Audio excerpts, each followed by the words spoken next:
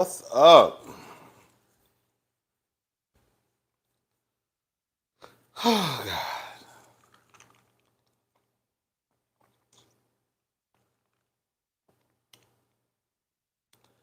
Oh, God, it's cold, so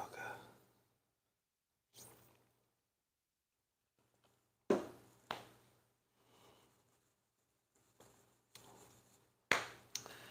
Hey, y'all.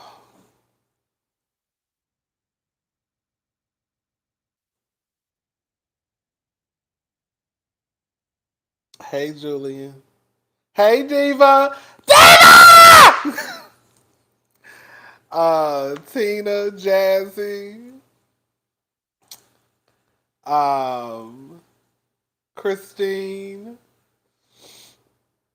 Courtney, Zeta, Pharrell girl, Crystal Nick. What's up, baby? Y'all coming in. What's up, Coco? Miss Stephanie. I feel good. Baby, I feel good all over. You and I are a dream. Girl, let me stop. What's up, Stephanie? Girl, when I saw your name, and girl, I was moved by the spirit of Miss Stephanie Bills. Okay, what's up, Jasmine and Eminem? What's up? What's up, Miss Diaz? Anissa's Beauty Corner. What's up? Okay, okay. All right, y'all. We're gonna get into some mess tonight. Listen, can I say something?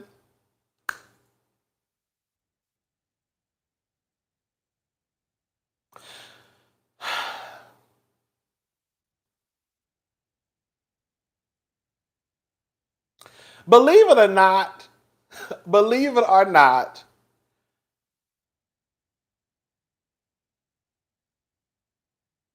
I don't really talk. I don't really like talking about the colorism issue anymore.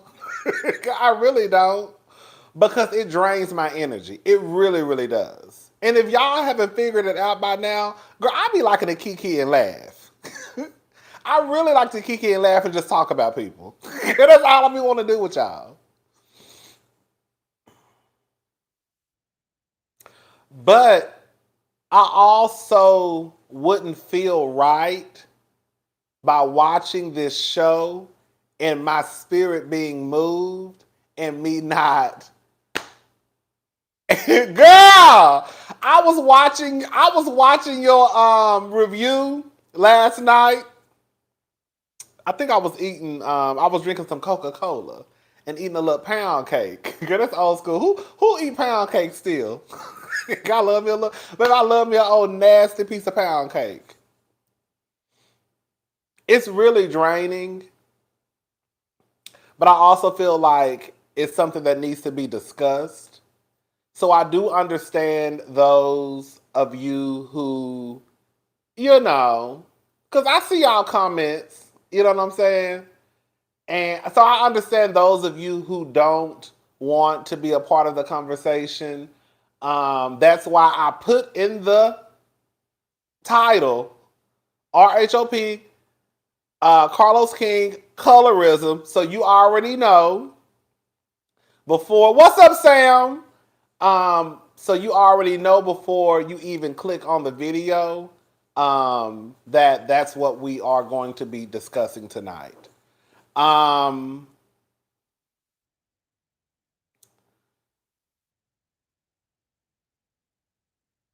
yeah, yeah, yeah. So I was listening to Carlos King's podcast. I was listening to his channel. And I'm not going to play the entire 30 minutes, but I am going to play like 14 minutes because I feel like the first 14 minutes, I feel like that was the most important part. Um, the rest of it, I mean, the rest of it, I was like, girl, we could live without. I'm going to touch on that too. I'm going to touch on.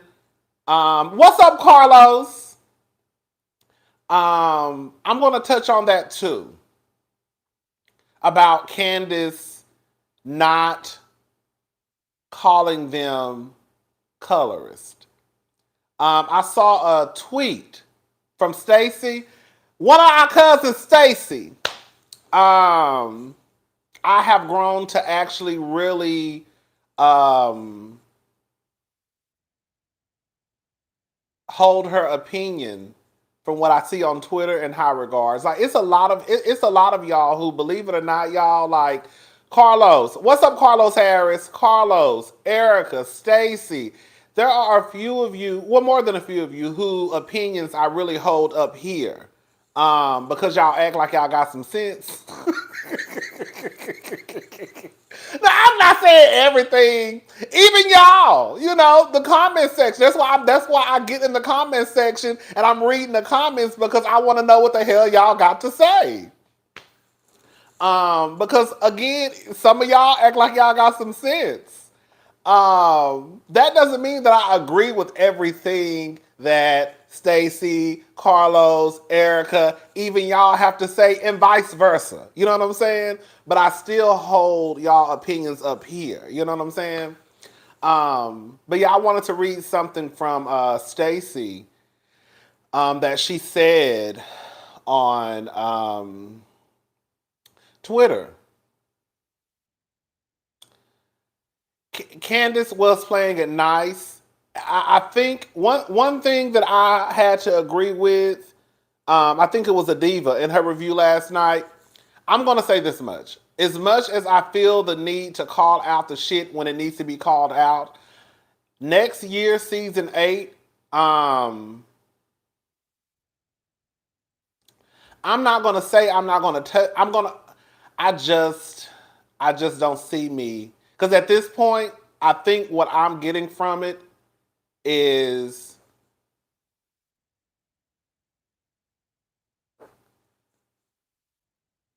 I don't know. I'm going to go ahead and say it. I don't want y'all to get mad at me. But I feel like Candace, I don't know what type of grip. I don't know if it's because, girl, those are her coworkers. I just don't.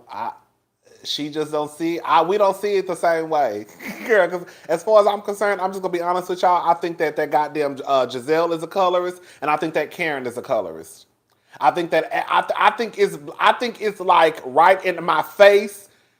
I think that when it comes to Giselle and Karen, it's just, girl, it is there. I think with Ashley, it's there too.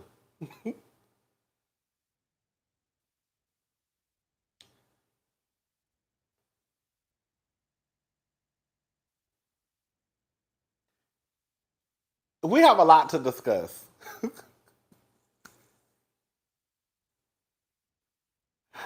We have a lot to discuss, okay?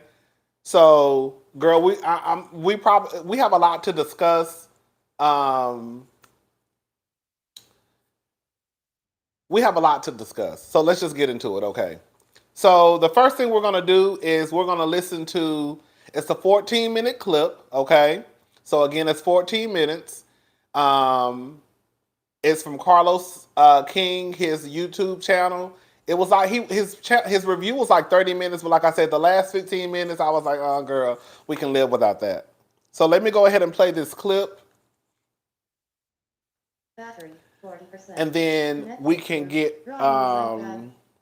Stacy is one of the cousins that I met in D.C. What's her name? And let me say something. The only reason why I'm reading these tweets are because the tweets are like public. It's not like I'm reading like private, DMs or private text messages. Everything that I'm reading is like, everybody can see it. It's not like from a private, even like a private Twitter account. Everything is public, okay? So I just want to just say that. I don't want it to make it seem as though, girl, I'm just a messy punk. Girl, throwing shit down to the YouTube. Oh, girl. Okay. When we get to it, I'll okay. So everything, I just want to cover my bases, girl. It's public profiles, public everything. Okay. The fact that they voted against the moderator tells us what we all need to know is given guilty. Thank you, Gita. Like, girl, it's like I heard that Candace online. I heard that Candace actually wanted a moderator, but the majority of the cast said no. So it was a majority rules, basically. Let me say this. Let me say this before we get into because let me say this. I don't know how this show is going to continue when the truth of the matter is, like, none of them like each other. Like, they don't like each other. They're not going to be vulnerable with each other. They're not like, they don't like each other. We ain't even got to get into the layers of how it started, who started what. At the end of the day, they don't like each other. And I just don't know how they're really gonna have, like, somebody gonna have to lose their job. I don't know who, but they're gonna have to, and I know they're not gonna do it, but it's almost like they just need to, it's almost like they need to just start from scratch, quiet as it's kept. Because going into season 8, nothing really is gonna change. Thank you, Miss Booth. We needed the darkest hue. Thank you, Miss Booth. Hold up, who is this? Come on. See, I think my finger. Come on, girl. Okay.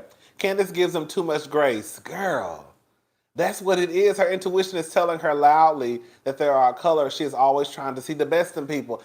I think that's what it is, Miss Travels. Like, I just don't know how this show is going to continue because they don't like each other. They don't like each other. Every time y'all get around each other, like I've told y'all this, and I was telling this to my sister too.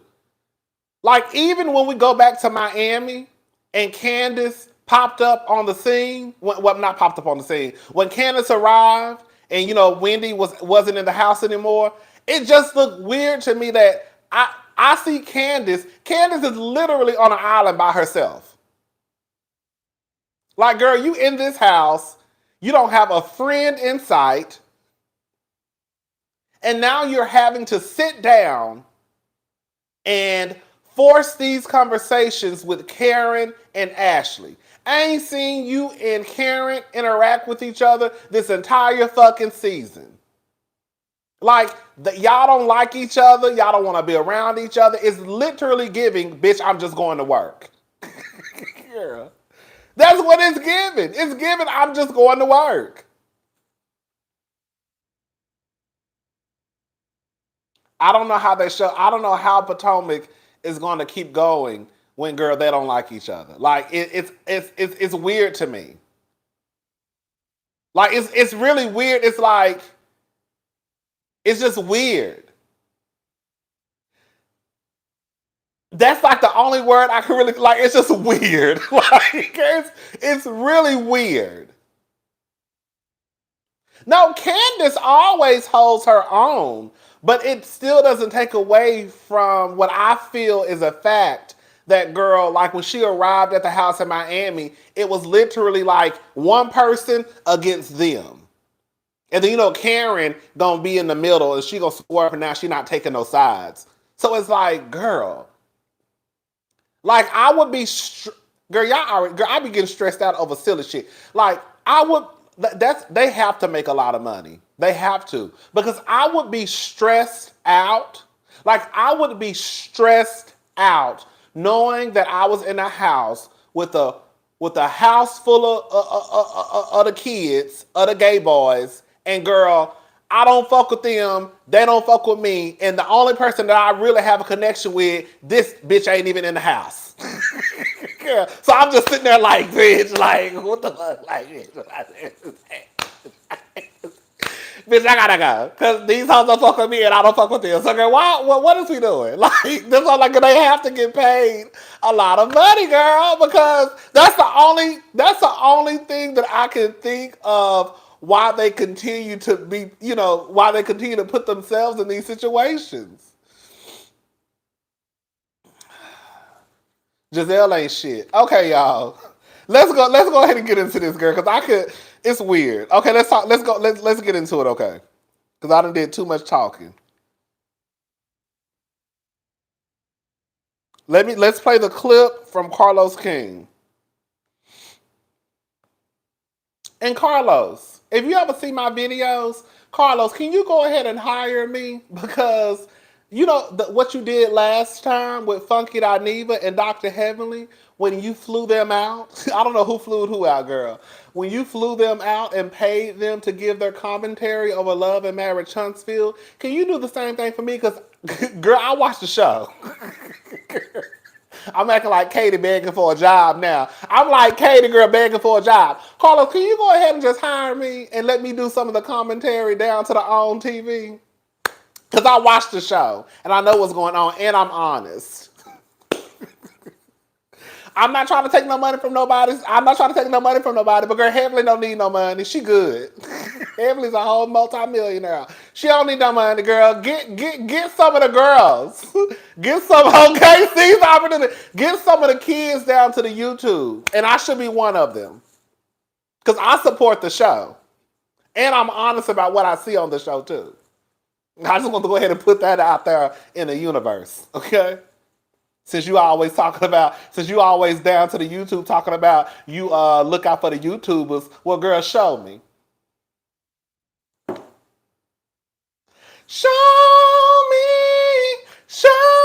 what I gotta do. Okay, show me. All right. Heard that Giselle's father was called out on TikTok for colorist remarks towards a dark-skinned black woman. Girl, we're going to get into some mess tonight. Okay, y'all. Let me play this clip because this video is getting too long. Hold up. Where we at? Girl, okay, here we go. My plan was to give you guys my usual recaps that, we talk about the good stuff, the fun stuff, and all that. One thing about me. Hey, Morgan. I can't hide how I feel. I don't have a poker face. I can't sit up there and be in mixed spaces and not feel the need to address myself or express myself. For that matter, I keep it all to be real. And that's the reason why people love me or hate me.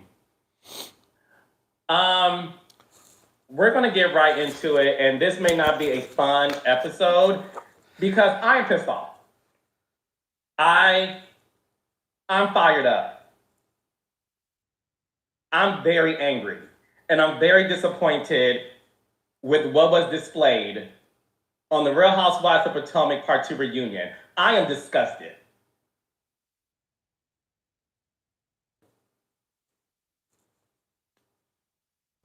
To raise the topic of colorism and to give it 2 minutes to talk about is a disgrace to the black viewers. Let's talk about it. I don't care who I offend. You can unsubscribe, unfollow, unlike me. That goes for everybody involved, the cast, the crew, I don't give a. Okay? I can't even cuss on this YouTube channel because I'll get fined. But guess what? My money's long. And that's not a brag. It is what it is. I'll pay the fine. Okay? Because at some point, you have to stand up for what is right, regardless of the consequences. Carlos, my money ain't long. Girl, my money ain't long. So go ahead and hire me for a job. Okay? Okay. So if I'm going to get fined because I cuss, I'll eat that. I'll eat that cost. Okay? Because I'm not here just to make money. And what I saw displayed on that stage tonight was some bullshit. How dare you sit up here and give a topic of colorism 2 minutes to a cast full of Black women? Let's be clear. This program is watched by Black viewers. We are invested in the ladies, and we're invested in this program. What we're not invested in during Black History Month is Countess fucking whatever a cabaret. Y'all could have kept that and added more minutes onto the colorism conversation. I don't care about Mia throwing a drink. I don't care about the lies about Wendy sleeping with Peter Thomas, allegedly. I don't care about none of that. Y'all gave us, well, we had 2 hours so far. Low key part 1 was, I gave it a 7. This one was getting better until this colorism topic came on. And then we have 90 minutes next week to see what more accusations fly. Really? When you are dealing with a Black cast, not predominant, they're all Black. I'm pissed. I'm pissed as a Black person. I'm pissed as a Black creator of reality shows. I'm sick and tired. Y'all, let me tell y'all something. Y'all about to see Asada Carlos Reginald King the First that y'all may not have seen before. It's the reason why when I was working on the Real Housewives of Atlanta, let's talk about it. Because I don't go. Let's talk about it. When I was working on the Real Housewives of Atlanta, some of the producers used to call me Dr. Martin Luther King Jr.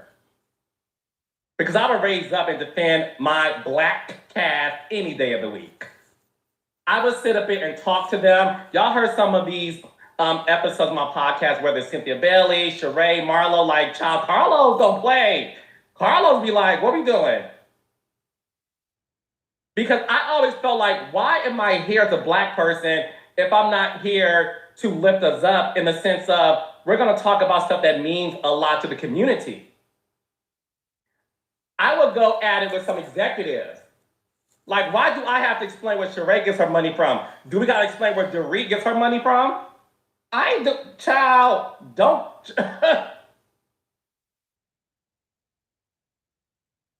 I'm sick and tired. Oh, shit. And bitch, quiet as this kept. Quiet as this kept. For the girls who've been following me, my very first season, when I started reviewing Real Housewives of Beverly Hills season 10,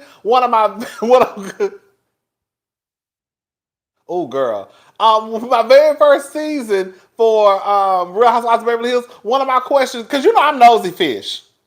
When the girls be living these over-the-top lifestyles, the first thing I be wanting to know is, girl, where you get all this money from? And the first thing I said was, girl, what do Dorit and PK do?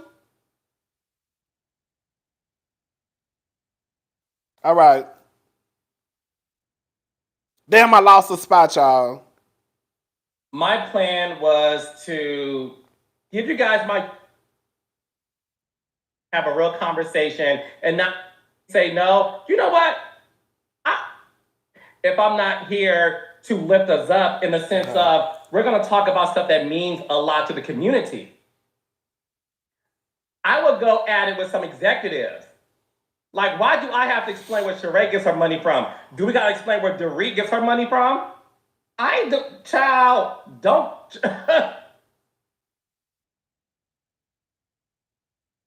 I'm sick and tired of Black people who are in white spaces not having a discussion to shift and change the narrative. What is the fucking point of being on television with all of those eyeballs if you're not going to sit up here and have a real in-depth conversation about colorism? Thank you, that Morgan. Affects the community. So when it was brought up that, okay, well, we asked the ladies if they wanted a moderator and they say no, you know what? I'm cool with that. Y'all said no, cool. And this is for the Black producers on the show too. Like I said, at this point, if y'all gonna take it personal, take it personal. I don't care anymore. I don't care. take it personal. Because y'all should be more angry than I am because y'all worked on the mother effing show. And they're not producing. I would have said, you know what? We don't need a moderator, but with all due respect, Andy, thank you, Leave Review. We would like for you to leave the stage so us black girls can have it amongst ourselves. So we don't feel like we're in front of Mr. Rogers in the neighborhood. So respectfully, we would like for you to leave. Candace and Wendy shouldn't have been the ones because they already don't respect them. And the same way they're gonna try to do what Ashley tried to do. Just make it seem as though it's a personality clash. That's why they really should have not even just asked the girls. They should have just said, girl, we're gonna have a moderator. And quiet as it's kept, I'm gonna go ahead and say this before I forget. Bitch, y'all could have at least made that conversation 30 minutes. Because if the last part of the reunion is 90 minutes, y'all should have just went ahead and made it a 4-part reunion if that's the case. I swore I heard Andy say on the last part, the 90 part, Andy said it was 90 minutes. Something like 90 minutes? Hell, y'all should have just went ahead and made it a 4-part reunion. And just made the colorism conversation at least 30 minutes.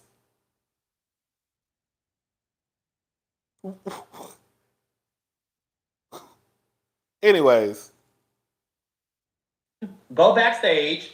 The way you left your stage for Nicki Minaj, we would like for you to leave and let us black girls have a real conversation and not feel the need to sit up there and feel like we're talking to, each other in a very reality style way.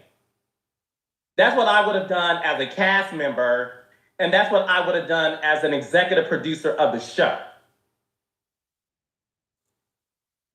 And another thing I wanted to say too, outside of this, because I have to say these things while I'm thinking about them. Because when they were talking to Giselle and Giselle was like, y'all don't have to answer what I asked y'all.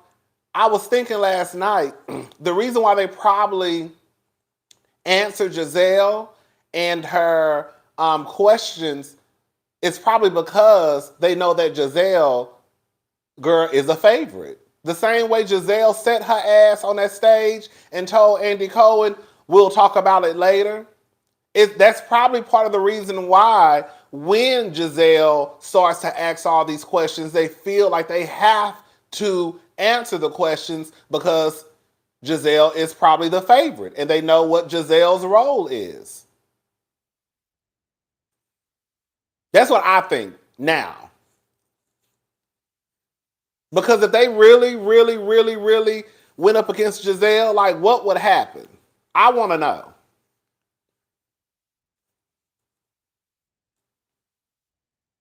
Okay. Nevertheless, Candace brought out her iPhone and read a definition, which is great.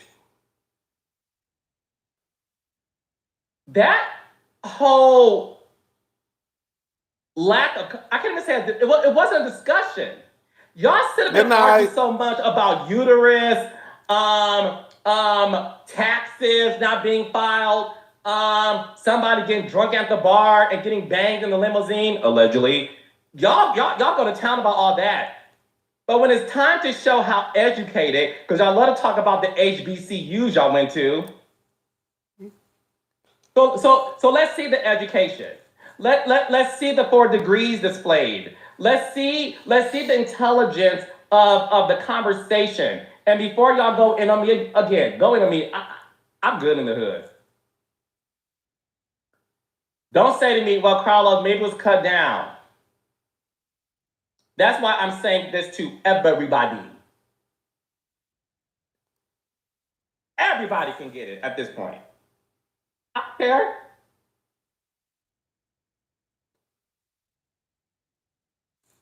I don't care. Giselle Bryant's daughters look like us. She should understand what the issue is. I can't believe she sat there and didn't say anything. Thank you, the mental fit chick. That's why I said in my review they need to make it personal because the truth of the matter is, girl, like I said in my review, Mia's daughters and Giselle's daughters are closer to my skin color, my skin tone, than they are to their mamas.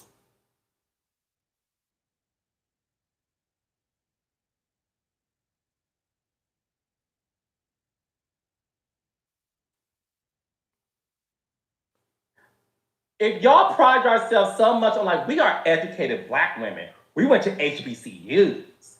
We went to a great college. We have 4 degrees. We have all of this stuff. I didn't see none of that displayed. Listen, do I think the cats are colorist? I'm gonna answer it this way. And I'm going to really address this as a black person, okay, that has 9 siblings and we're all different shades. And not only because it was in my household growing up, I'm from Detroit, where there's a lot of biracial kids. There's a lot of thank you, kids Shirley from B. African descent I went to school with. So we're gonna have a real discussion that should have had. Thank you, Shirley B, and thank you, Britt. Thank you. On that whack ass part 2 reunion, where y'all gave me more time talking about yeah, so let's talk about the Pandora's box. Nah, but the Pandora's box should have been about colorism. So again, do I think the cats are colorist? Yes. I don't think they are conscious of it. So hear me out. Y'all may read me for saying that. I don't think they're conscious colorists. I really don't think they believe that what they're doing is a result of colorism. Okay? It is not a coincidence that the black women who are being isolated on Potomac have always been darker skinned women. That's not a coincidence. It just isn't. It's something that subconsciously these women have that they're failing to recognize amongst themselves. And that's why I'm angry. Because that should have been a conversation that at this point maybe should have been a moderator. It should have been. Because if as a black male, I would have said, I believe that you guys are so rooted in your light-skin privilege, okay, that you don't know that subconsciously, when you are targeting... Thank you, Lisa! Women, you're doing it possibly because of what you were experiencing in your childhood, okay? Candace, Monique, Wendy. Can I say something? Can I say something and y'all don't get mad at me? Can I say something y'all don't get mad at me? Do y'all think, okay, and maybe I'm saying, okay, I feel like with Ashley, listen, for some reason, and maybe I'm saying it, y'all know I got a little soft spot for that old big forehead heifer, but I think with Ashley, it may be an unconscious bias. I do kind of believe that. But I feel like I'm sorry. I feel like with Giselle and Karen, I don't know why I feel like with Giselle and Karen, it's just full on like, bitch.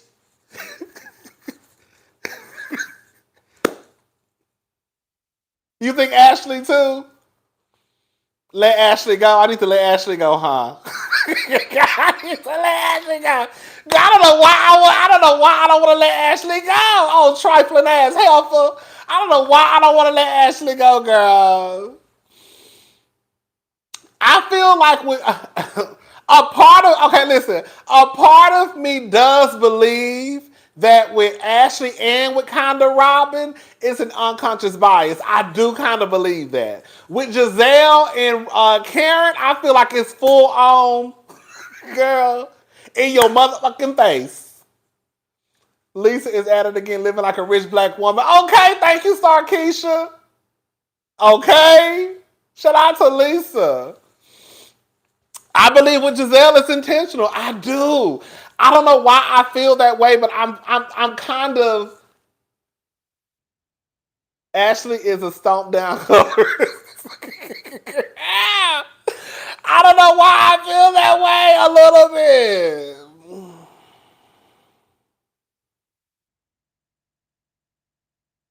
Again, that's just how I feel.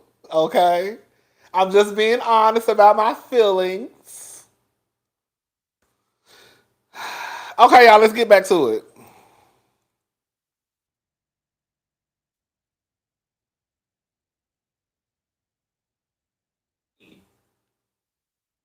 Okay? Sharice was at some point, but because Sharice has more money than all of those ladies combined and the staff, they have no choice but to bow down. Let me tell y'all something. The moment Sharice checked that ass season 2 was like, let's.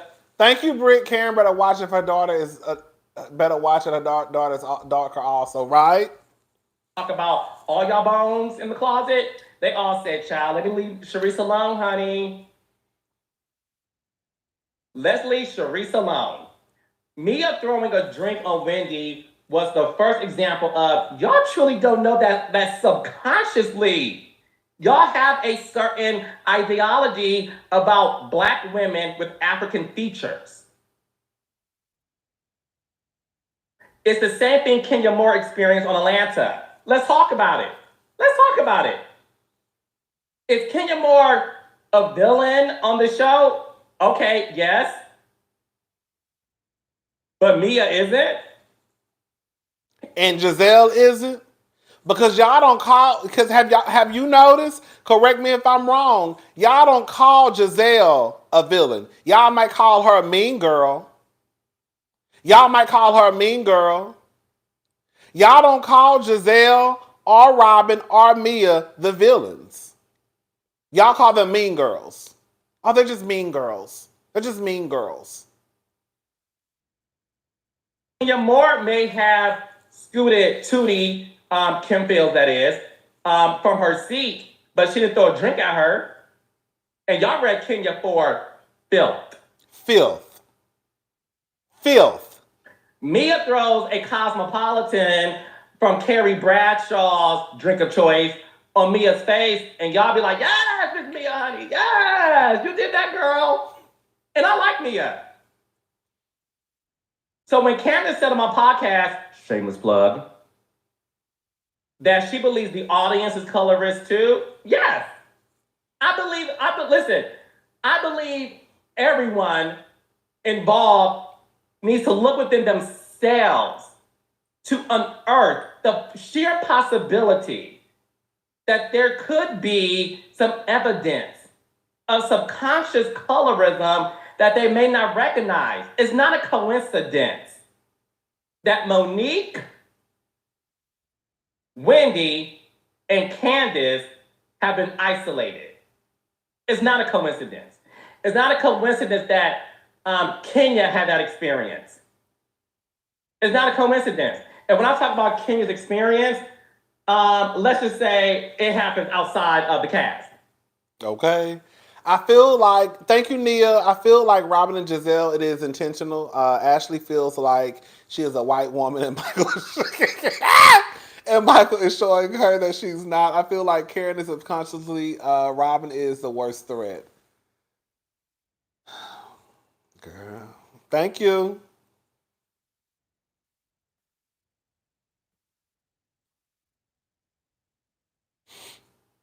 Light skin privilege is Karen Hooger having the first seat when she didn't say 2 words, but Robin was boring. Let's talk about it. Let's talk about it. Because I know damn well Karen nor Giselle should have been first seat. And if you really want to be honest about it, if it really wasn't for Candace and Wendy, the reunion would be whack. Are we going to be honest? Are we going to have an honest conversation tonight? If it wasn't for Wendy and Candace so far, the reunion would be in the toilet.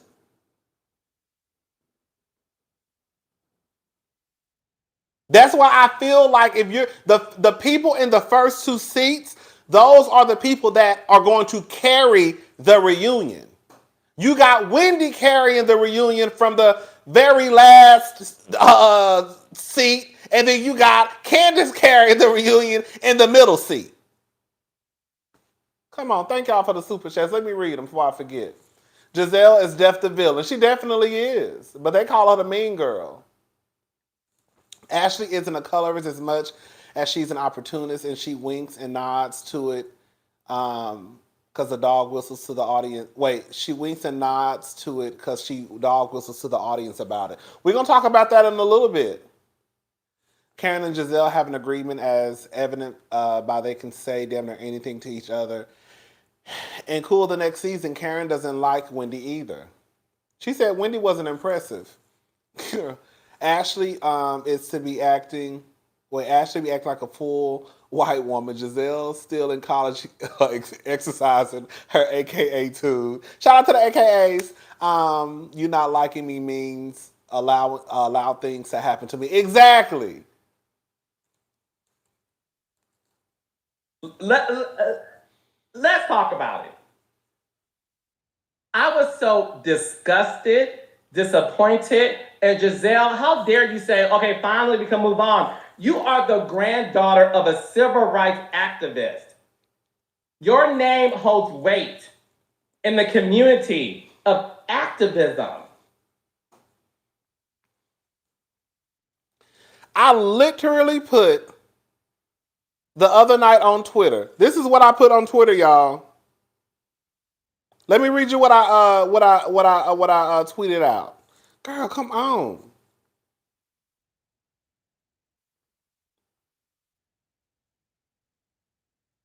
This is what I put. Y'all listening? I see no tea, no shade.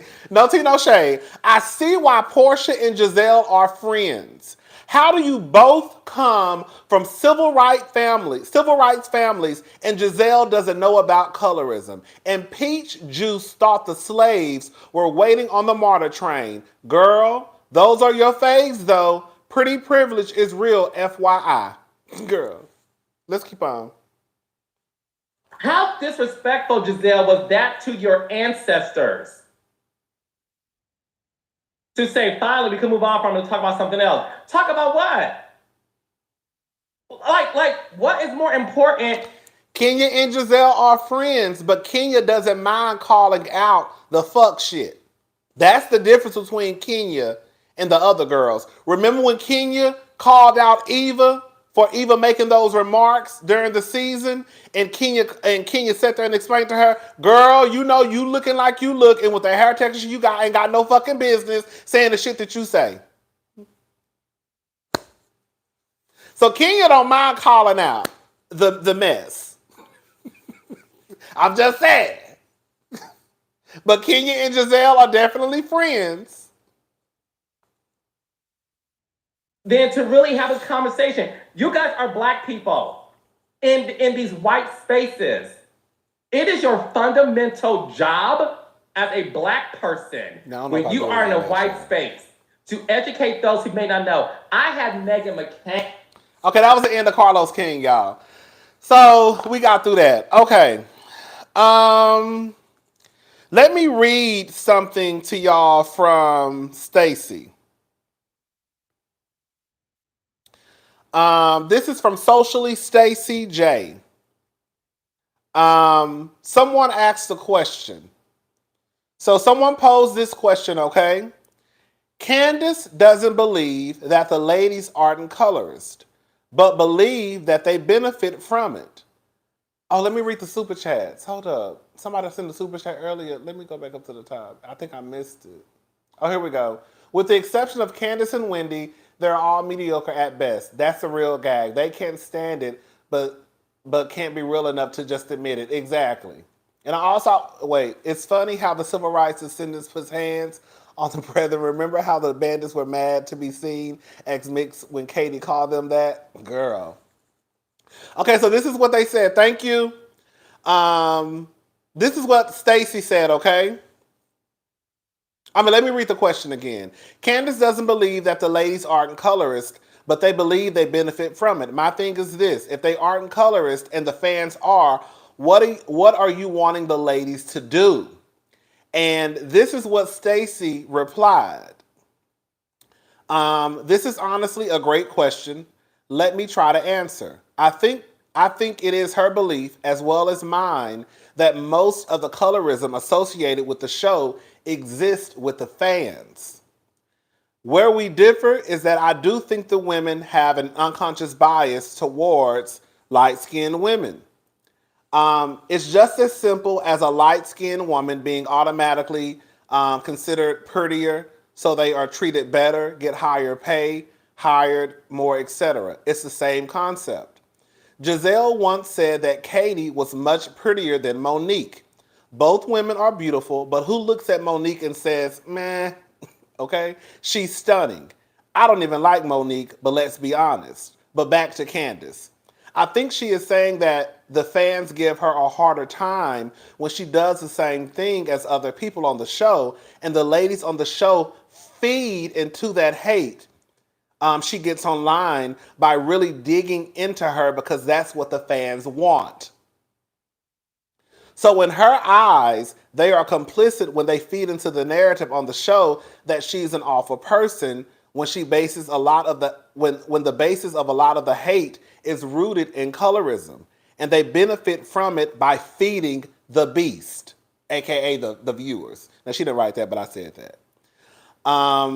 I hope that makes sense, but for me, I absolutely believe that Giselle and even Karen have biases against darker complexion women.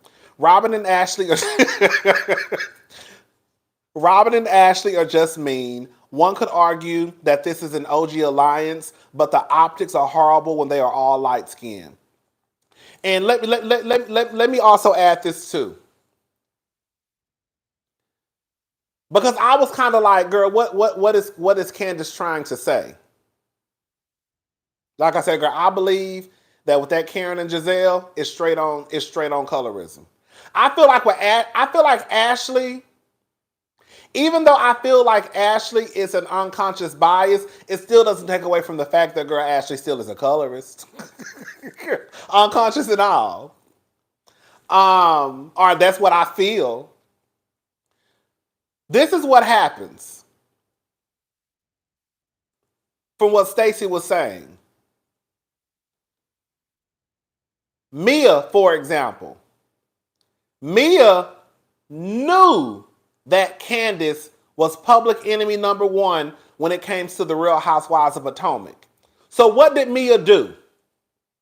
Mia fed the beast, aka the viewers, by coming onto the show and starting all this chaos and confusion with Candace. This season, she knew that the people did not have a liking towards Wendy. But yet, what did she do? She fed the beast. She didn't have an issue with Giselle questioning whether or not she had cancer. She had an issue with Wendy. Excuse me. She had an issue with Wendy in a business deal with Peter that had absolutely nothing to do with her. So I think that's what Stacey means when she says they're feeding the beast. Because you know that these women are not that popular amongst the viewers, and you come onto the show and you still do shit, and it puts a bigger target on their back.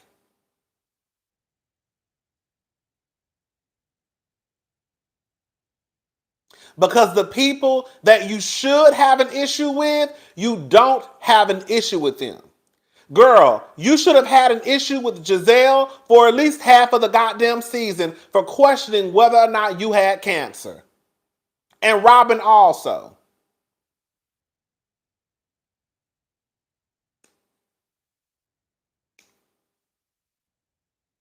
She did. Now, and I've said that. Wendy did come at Mia first about her surgeries last season. She did. She did. But even if we talk about that, that still doesn't explain how the fuck do we get to the point where Mia was bleeding and trying to fight Wendy this season.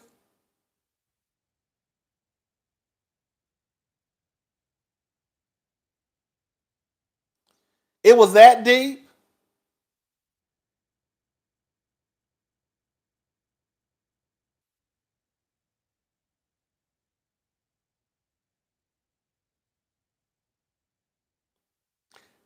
Giselle literally accused Mia of embezzlement. And then Mia turned around and started taking up for Giselle. But the woman who she assaulted twice, a year removed from the incident, she still can't say, girl, I was wrong.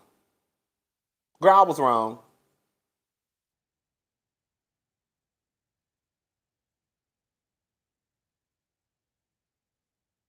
Okay.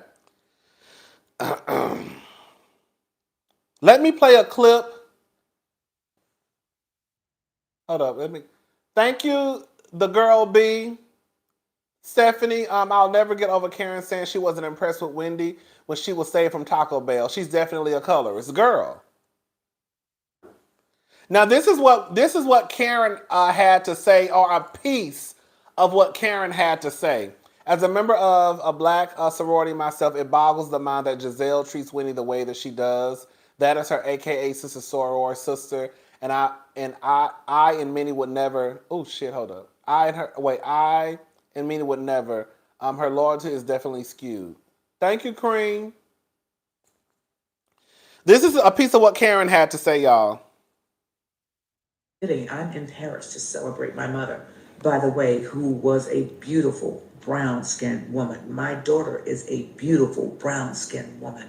My husband is a black cherry wine. And I'm just saying, I say that to say, I am not a colorist. How dare anyone assume that I am? You will never find me in that light. I was not raised that way. Yes, you was. I do not participate that way. Yes, you are. I do not move. If y'all think Karen Huger, who's 60 years old, was not raised, Karen is 60. We're going to get into it. That way. I am disgusted by the implication that any of us are colorists.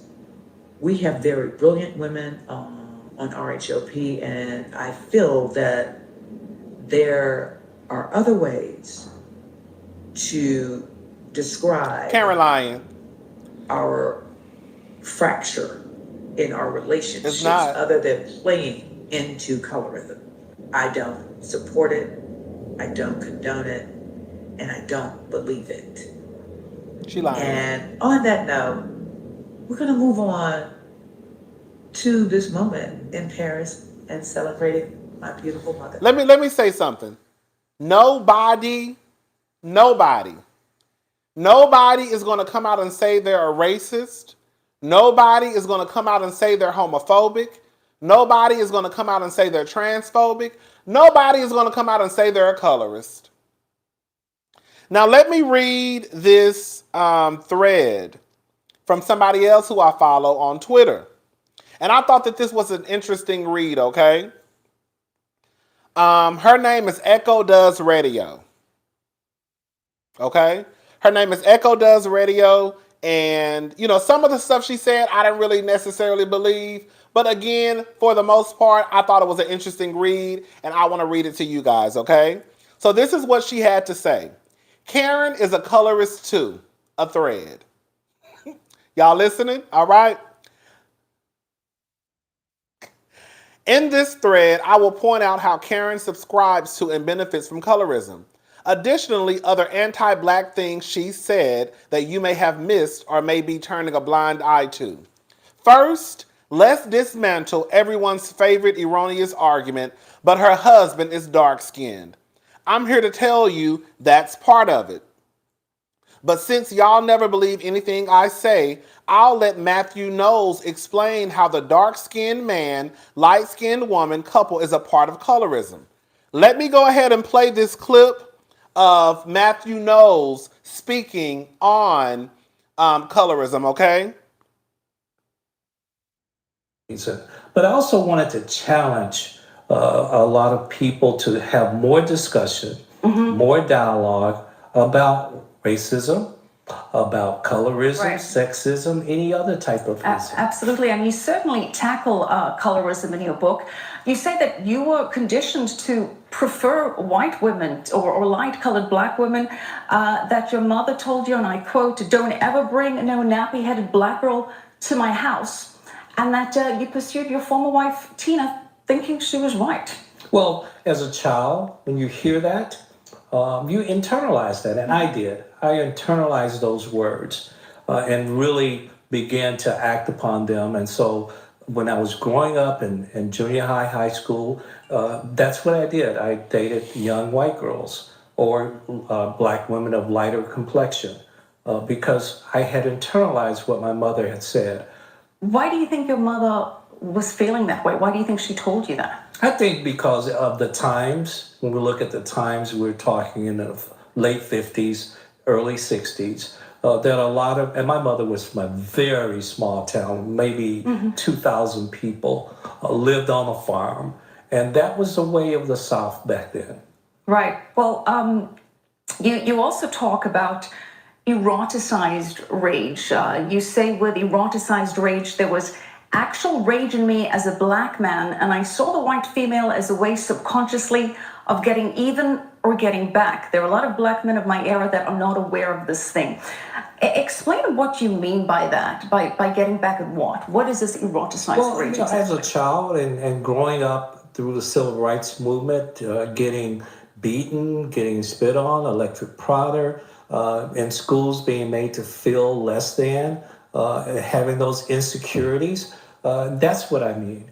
And eroticized rage is just exactly, Michelle, what you said. Let me read these super chats. They're pissing me off with this "I am not a colorist" trope.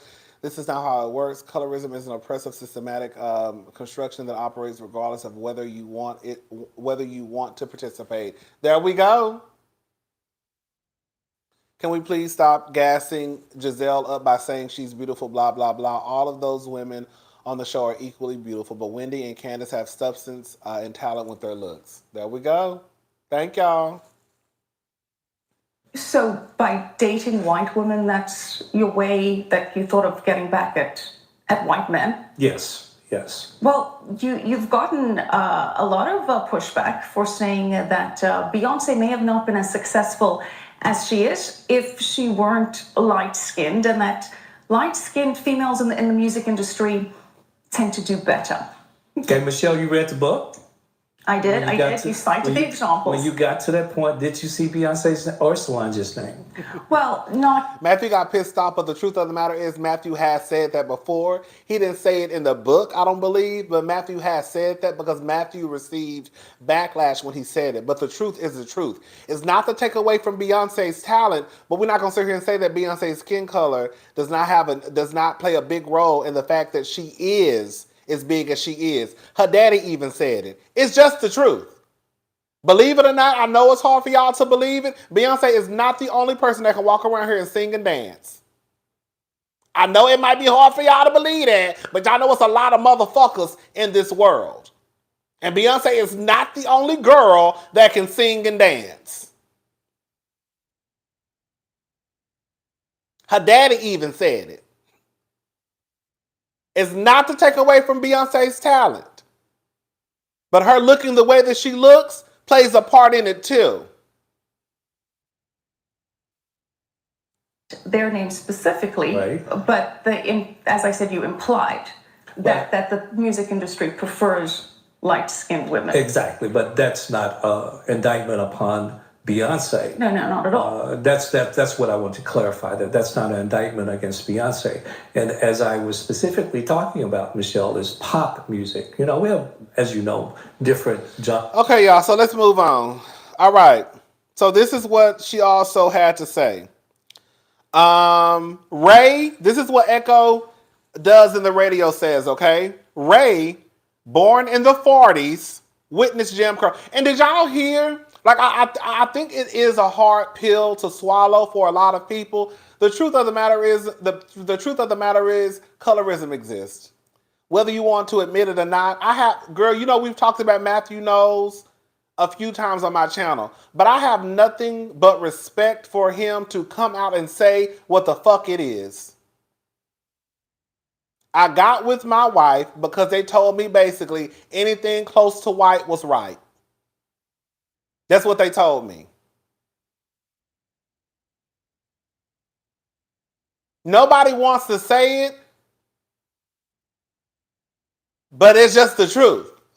What's up, always, America? We are raised in a colorist society. If we don't do the labor to unlearn the programming, then yes, colorism will rear its head. Karen, girl, save it. Girl! All right, let's go on. Okay. Ray, born in the 40s, witnessed Jim Crow. Karen, born in the 60s, was an adult during the 80s when colorism was prominent.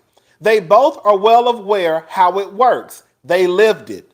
Often light-skinned women capitalized off of it, thinking dark men will treat them better.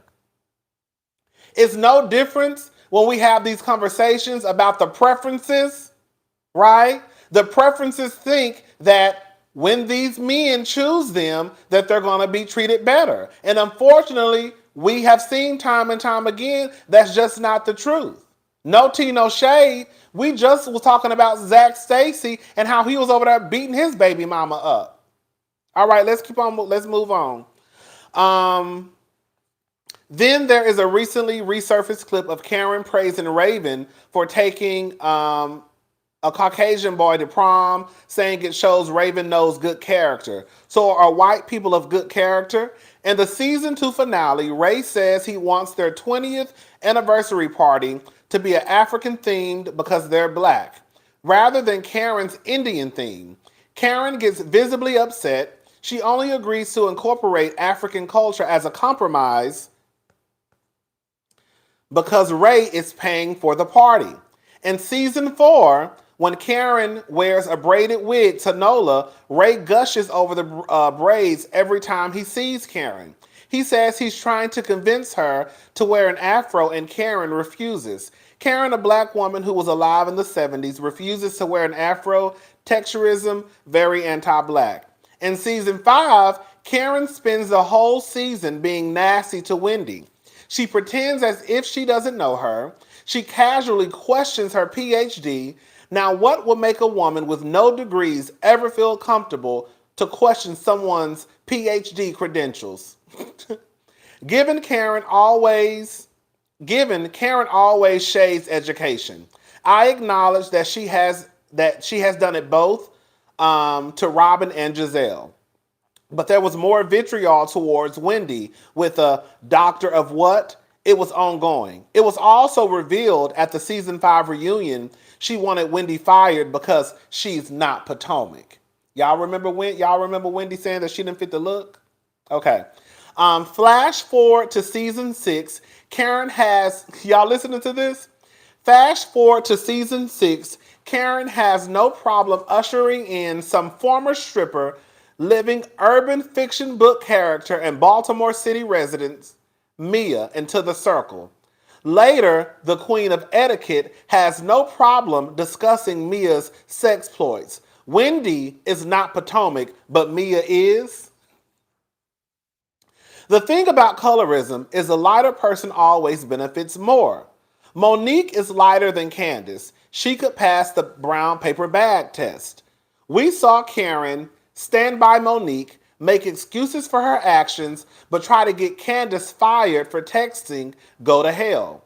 Karen constantly tries to paint Candace as an equal aggressor. The truth will come out, both sides. She's doing the same thing to Wendy about Mia throwing the drink.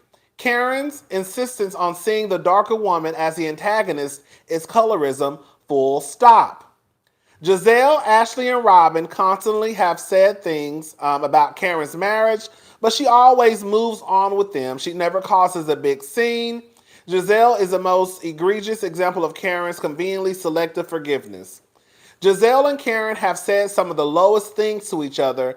Drug accusations, hot box, sing, implying Giselle had a mental issue.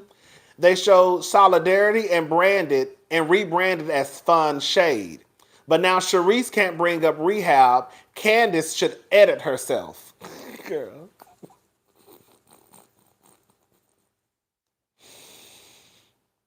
In Miami, Karen never even questioned Ashley's participation in the conversation with Candace about her marriage. She had a whole ass tantrum about Candace saying something though. Double standards is cool when they do it. Contrast Karen's ability to forgive the Green Knot Bandits and their intern Ashley with her refusal to reconcile with Charisse for things she said about her marriage years ago. Karen has always treated Charisse like she's lesser. This smoke for just Charisse is a blatant example.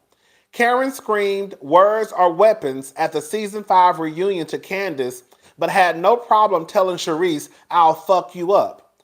When has Karen ever threatened violence against the Green-Eyed Bandits? Karen knows she can't fight. She said it. The fan base's colorism is what makes it no issue for Karen to threaten Charisse. It was fighting words when it was Candace. If you listen to the conversation in Mexico, Charisse didn't even bring up Karen's mother. Karen did. I told y'all that. If you listen to the argument in Mexico, Giselle is the one who said she did go to your mom's funeral. Karen is currently capitalizing off of the fan base's colorism. She moves with the confidence of her own colorism, and y'all buy into it because of your own colorism. Morning, cuties. Happy Monday.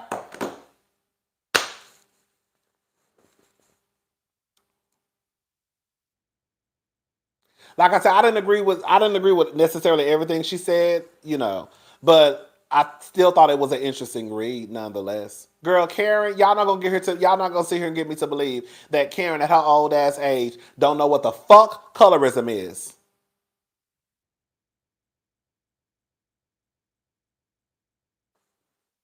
What's up, Stacy? There go my girl.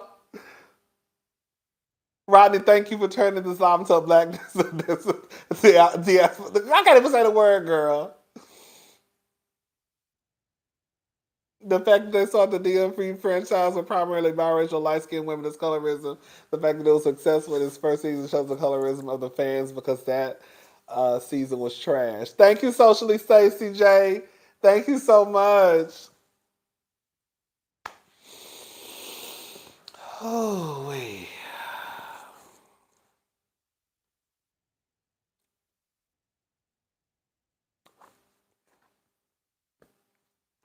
Listen, y'all. I've said this 5,000 times. I'm going to say it again. The girls move in colorism. They do.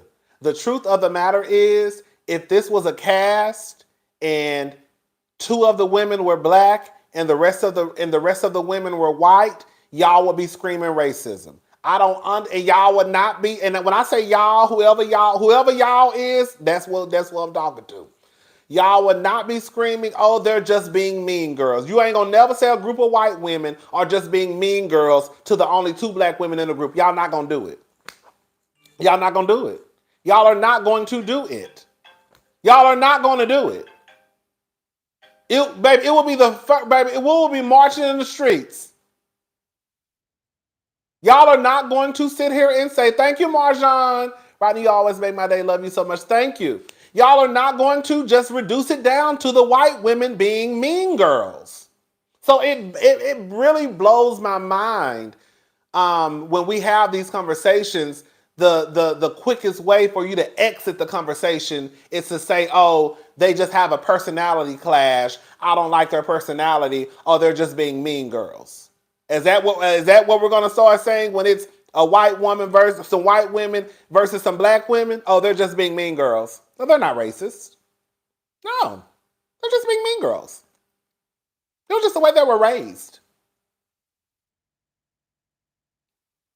Y'all don't think it's a coincidence? Y'all don't think it's a coincidence, Sarah, that the ones who always get it the most are the dark-skinned women on the show?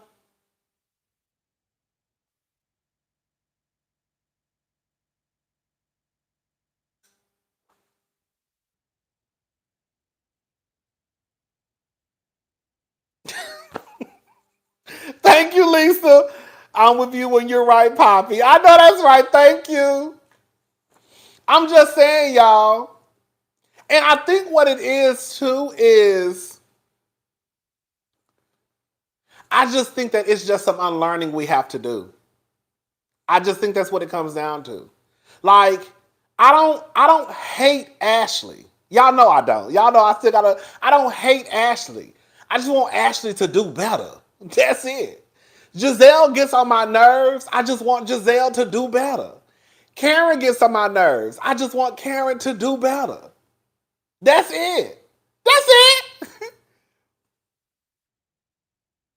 I don't hate these women. I just want them to do better. That's it.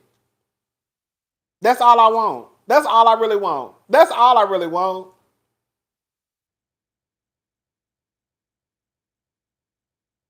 Now, I also wanted to play a clip. Shout out to the diva. I was on Twitter earlier. I remember we talked about this a while ago. It's a clip going around of Robin and Giselle talking about James Harden, okay? So let me play this clip of Giselle and Robin kikiing and laughing about James Harden. Y'all tell me what y'all think. But do the Sixers really know that's James Harden? Because no one can see his face. Because that beard is the most disgusting thing I've ever seen. The other day, I was like, who is this dude? Oh, this is Harden. But how would you know? That beard is like down to his knees. There's fried chicken in the beard. You know, it's so bad. I'm so used to it, I don't even notice it anymore. But like that beard look is gone. His is clearly horrible. not. Yeah. He clearly loves his beard. I just hope it's sanitary. You know? Anytime I see them, I automatically know and feel in my gut that there's fried chicken in those beards. Fried chicken grease. Watermelon. There's some Colt 45 in there. Oh, no, watermelon. Now I'm being real racist. This is horrible. Let me just stop while I'm ahead. Colt 45. James Harden, I beg some blunt. It's definitely some blunt. It's some blunts. Some ashes. The whole thing smells like weed. I know it does. Okay, I don't even know if he smokes weed. We're really sorry. Giselle, you have got. Giselle and Robin literally sat there and said the most anti-black shit you can say. Girl, it must be fried chicken, watermelon, OE, blunts. Girl, what?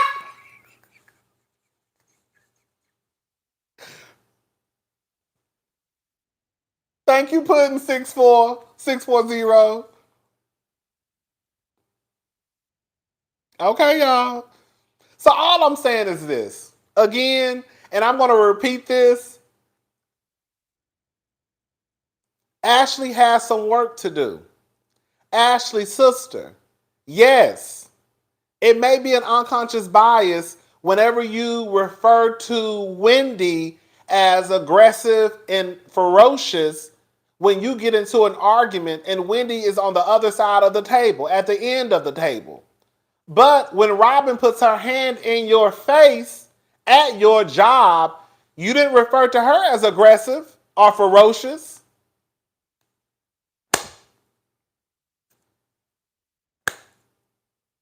Yes, Ashley, you did go to Wendy's aid when Wendy was violated in Miami. Yes, you did. But girl, I don't ever remember you really holding Mia's feet to the fire.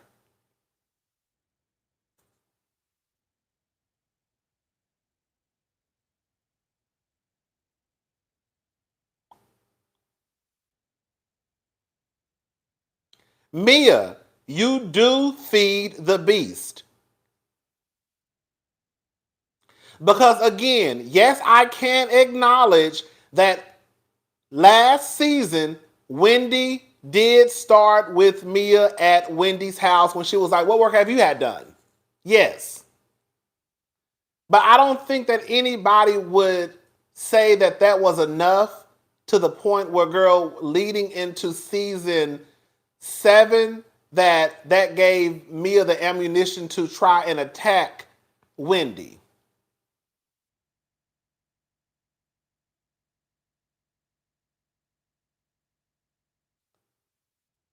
Again, even Mia said to Giselle, I thought that Wendy would be the one questioning, I guess, her cancer. This might be a hard truth for some of you to appeal to swallow. Candace, correct me if I'm wrong. Candace and Wendy, I don't see Candace making fun of Giselle's hysterectomy if Giselle didn't go there and try to attack her husband.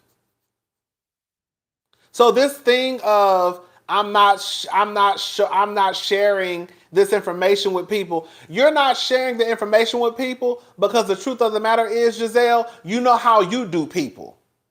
The same way you literally walked up to Mia the first time you saw her, and the first thing that popped out of your mouth was, hello, is this what cancer, no cancer looks like?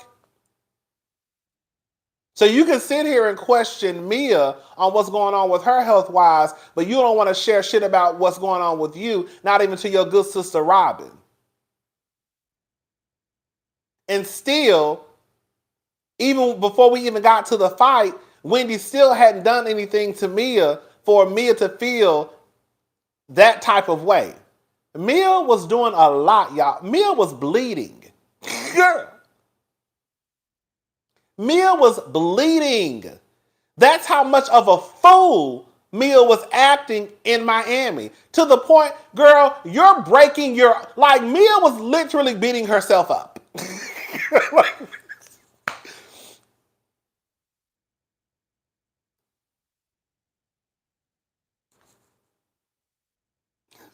Like, Mia literally beat herself up. Yeah, like, bitch, got to be slow. I told y'all Mia slow. I told y'all Mia was slow. I told y'all Mia was slow.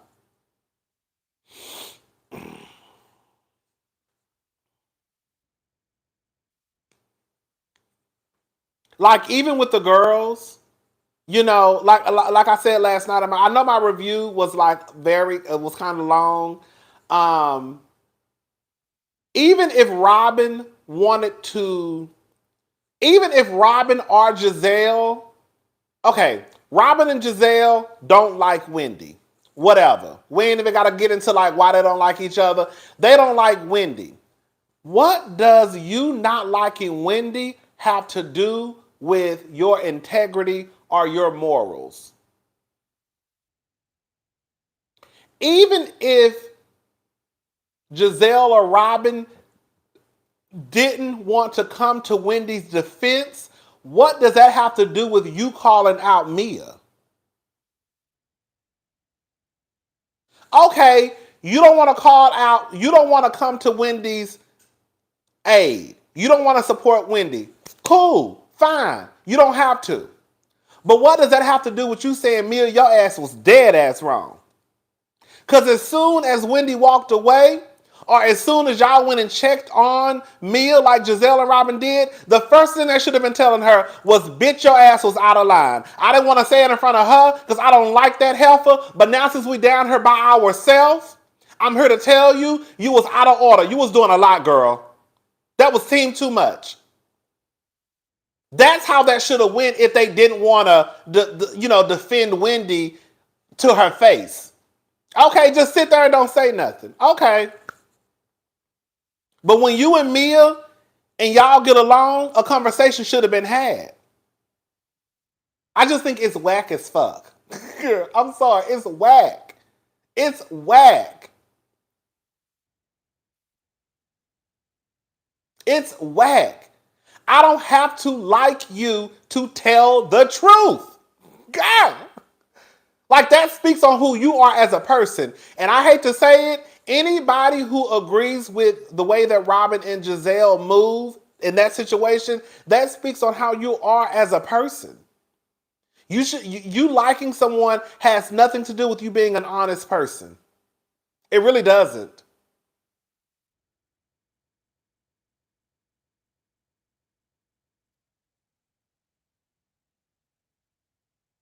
I don't have to like Melody to say that girl Martell did her wrong. I don't have to like Michael Darby in order to say I know he ain't no goddamn fool when it comes to his money. That don't have nothing to do with nothing. I don't like you, but I know you're not stupid when it comes to your money. I don't too much care for you, Melody, but the way your husband did you was absolutely wrong. I used to feel sorry for Melody to the point where I would be crying on my review. Like, I used to feel bad for that lady. Personality clash and all. So maybe that's probably why I can't grasp it and I don't understand how people move that way. Because me not liking you ain't got nothing to do with nothing. Girl, the slips are showing. The slips are showing. Like in real life, y'all literally sat there in Monique's face and, girl, sent her to hell and made her the face of black women looking bad on TV and made her the face of being a bad mama. Baby, y'all went there with Monique. But as soon as your homegirl cut up and act a fool, you ain't got nothing to say. You ain't got nothing to say.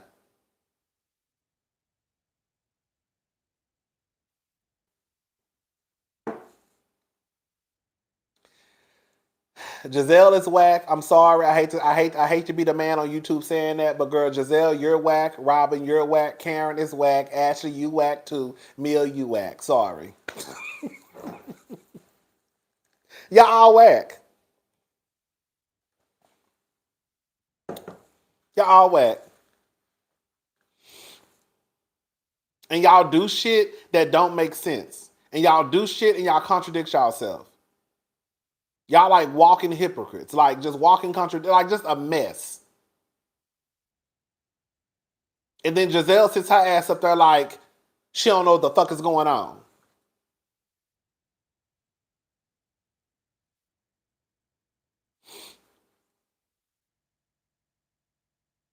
That's why I was like, I'm gonna be honest with y'all. I was almost banging my head on the table. Anytime Candace was sitting her black ass on that stage, referring to Robin as her friend, girl, I damn near wanted to choke Candace. Girl, if you don't stop calling this girl your friend, girl, that lady is not your friend. Remember how I used to be down here? No, we used to be down here telling Tammy Roman that Shawnee O'Neal is not your friend, girl. Shawnee is not your friend, Tammy Roman. And then Tammy finally snapped out of it and was like, this bitch really ain't my friend. No, she's not your friend. We've been trying to tell you that, girl. Candace needs to realize that, girl, Robin is not your friend. It's not about Robin. I think that's what Stacey said too. It's not about Robin. It's not about Candace expecting everything to be discussed off the camera. Candace has an expectation of them being friends. Friends. Girl. That girl, if you're my friend, you wouldn't try and put me on blast in front of the group. Because friends don't do that. That's the expectation from Candace. But Candace got the wrong expectation because, girl, y'all not friends. That's what that's about. You're supposed to be my friend, and instead of you coming to me within this 6-month span, you wait until the cameras arrive to start talking about my husband, but you're supposed to be my friend. That's what that's about. If Mia had probably done that, Candace probably wouldn't have said anything because she probably does not consider Mia her friend.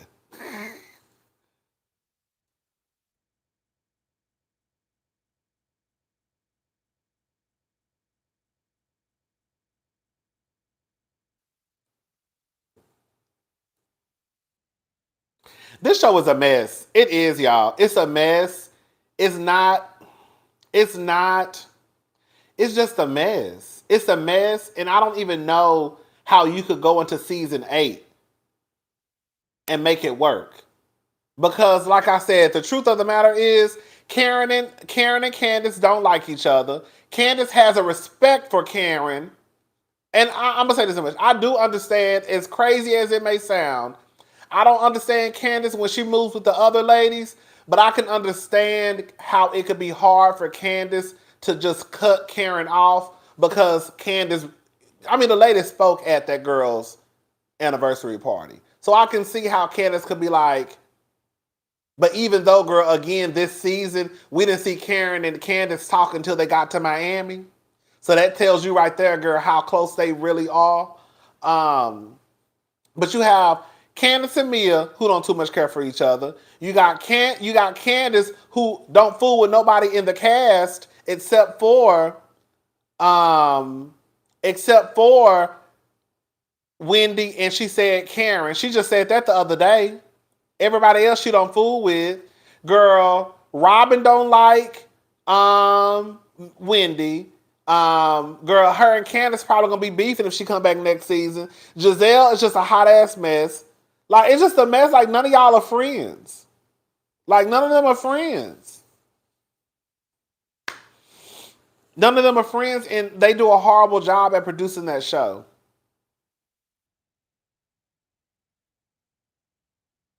It's just a mess. It's just a mess.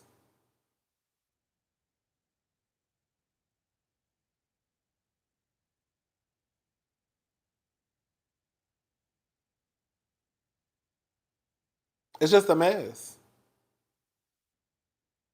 They really need to recast. They not gonna do it. But girl, quiet as is kept. But see, and that, you know what? I finally can sit in it 100% and say I understand exactly why 1000% the girls and boys need to be friends. It needs to be some type of friendship somewhere. And the reason why I finally can 100% agree to it is because watching Real Housewives of New Jersey. Watch Real Housewives of New Jersey. They literally brought in 2 new housewives and a friend just out the blue. You would have never assumed, if it was your first time watching Real Housewives of New Jersey this season, you would have never guessed that 2 of those girls were new. That none of the girls were new. Because that's how well they gelled with the cast, because everybody knew somebody. You know what I'm saying? Like, oh yeah, I know her through so and so and so and so. Oh, I know her through so and so and so. Oh yeah, I know her because she used to do that. I know her because she used to do. Oh yes, Jennifer said she know her because so and so. Like, they're linked to somebody in real life. It's not like, oh, for example, let me go get Fallon and make her Portia friend, and then Portia run off and fuck that lady's husband. It's not like, let me go get a scholar to be Robin's friend, knowing damn well it would have made more sense for a scholar to be Candace's friend. Like, y'all go get these randoms, not randoms, that sound mean. Y'all go get these random people who have no type of connection to the group at all. It's not organic. Shout out to Nene. It's not organic.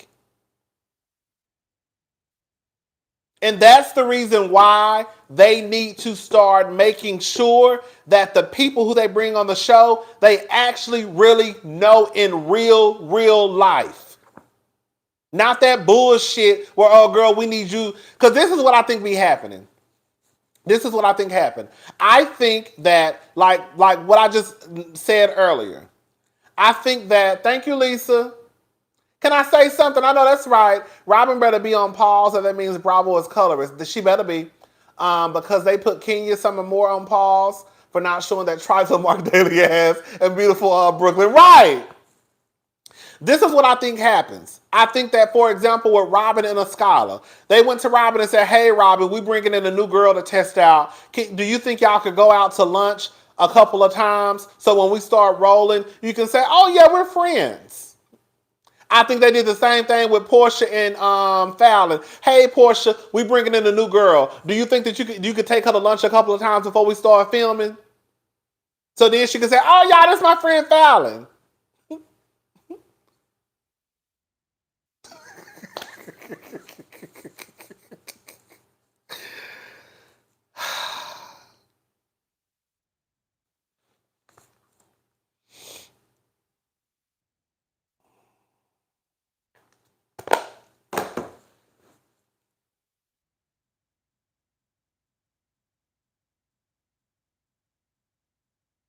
Thank you, Minnie. Who's that? Minnie. I can't say it. Thank you, Miss May.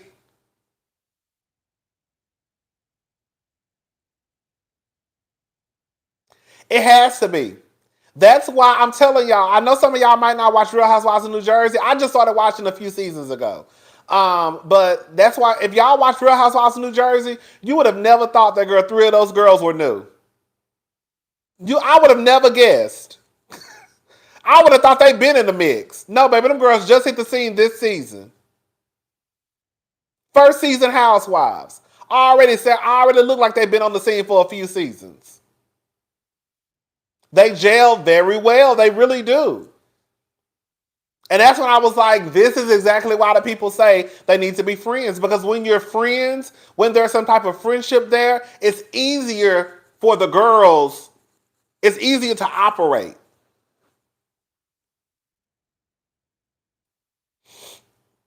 Girl, we're going to talk about PETA in another video, girl. This video getting too long. I'm about to go. It's 9 o'clock. I'm going to try to talk about that tonight. I'm hungry. Girl, I got that Casamigos back. Oh, some of the girls don't know, girl. I went to D.C. this weekend, girl. I had bought a bottle of Casamigos. I didn't drink it all, baby. I got that Casamigos back. Girl, when I tell you, baby. Let me see. Let me see if it's a girl. Let me see. Girl, yeah. Girl, yeah. Good, thank you. Say that, Rodney. It's very obvious what's going on. Thank you, Chrissy88H. Girl, I got this Casamigos back to town, girl. I was nervous because I was like, girl, I don't think I got enough space, but girl, I'm going to tell you how serious But I was not leaving that motherfucking bottle, girl, up at, girl, this bottle was $60. Girl, you thought I was about to leave this bottle? Bitch, please. I was going to get that bottle back to Houston, Texas, and I got it back here too, honey. Anyways. But yeah, y'all, I know having the conversation about colorism is uncomfortable. I know it is. I'm not no expert. I can never lead the charge in the conversation. I can put my 1, 2, 3 cents in. You know what I'm saying? Now, a bitch got something to say. Now, do I have the range to sit on a panel with Angela Rye and all them? No. But I just think, I know it's uncomfortable, and I don't want anybody to feel any type of way when we have these conversations. But girl, the truth is the truth, y'all. You know what I'm saying? The truth is the truth. This is how it is on Real Housewives of Miami. These women are actually friends, and the shade doesn't come off as malicious. Right. Thank you. Thank you, Ashley Royale. So, I will say this much. That's what I was saying earlier. Next season, girl, I'm not going to tell y'all what I did. Girl, I'm not going to tell y'all what I did.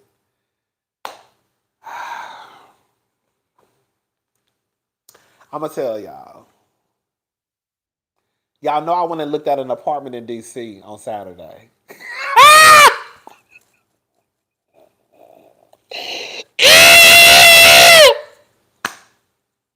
girl, I don't know what I'm about to do, girl. Girl, y'all pray for me, girl. No, I didn't sign a lease. No. I didn't sign a lease. I just went to visit the property. That's it.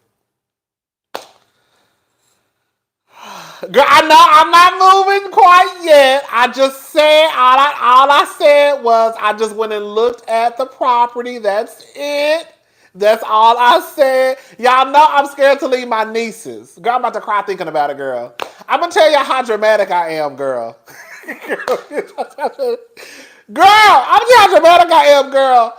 Going to look at the leasing off. I mean, when I was going to the apartment to look at the apartments, girl, I was in the Uber damn near crying. I was like,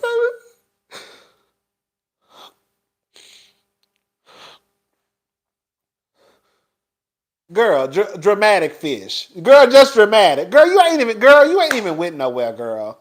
Girl, why is you in the back of this Uber damn near crying? Girl, a mess. Just dramatic, girl. Oh, girl.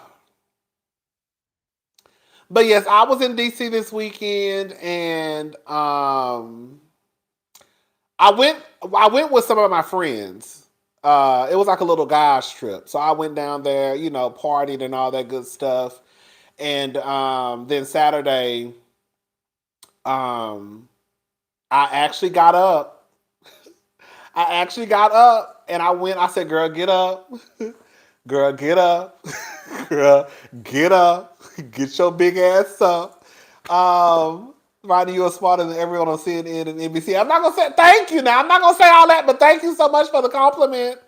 So I got up and girl, I went and took care of my business. And girl, I was in the back of the seat, girl, damn near crying, girl. You couldn't, girl, I was like, girl, you need to get it together.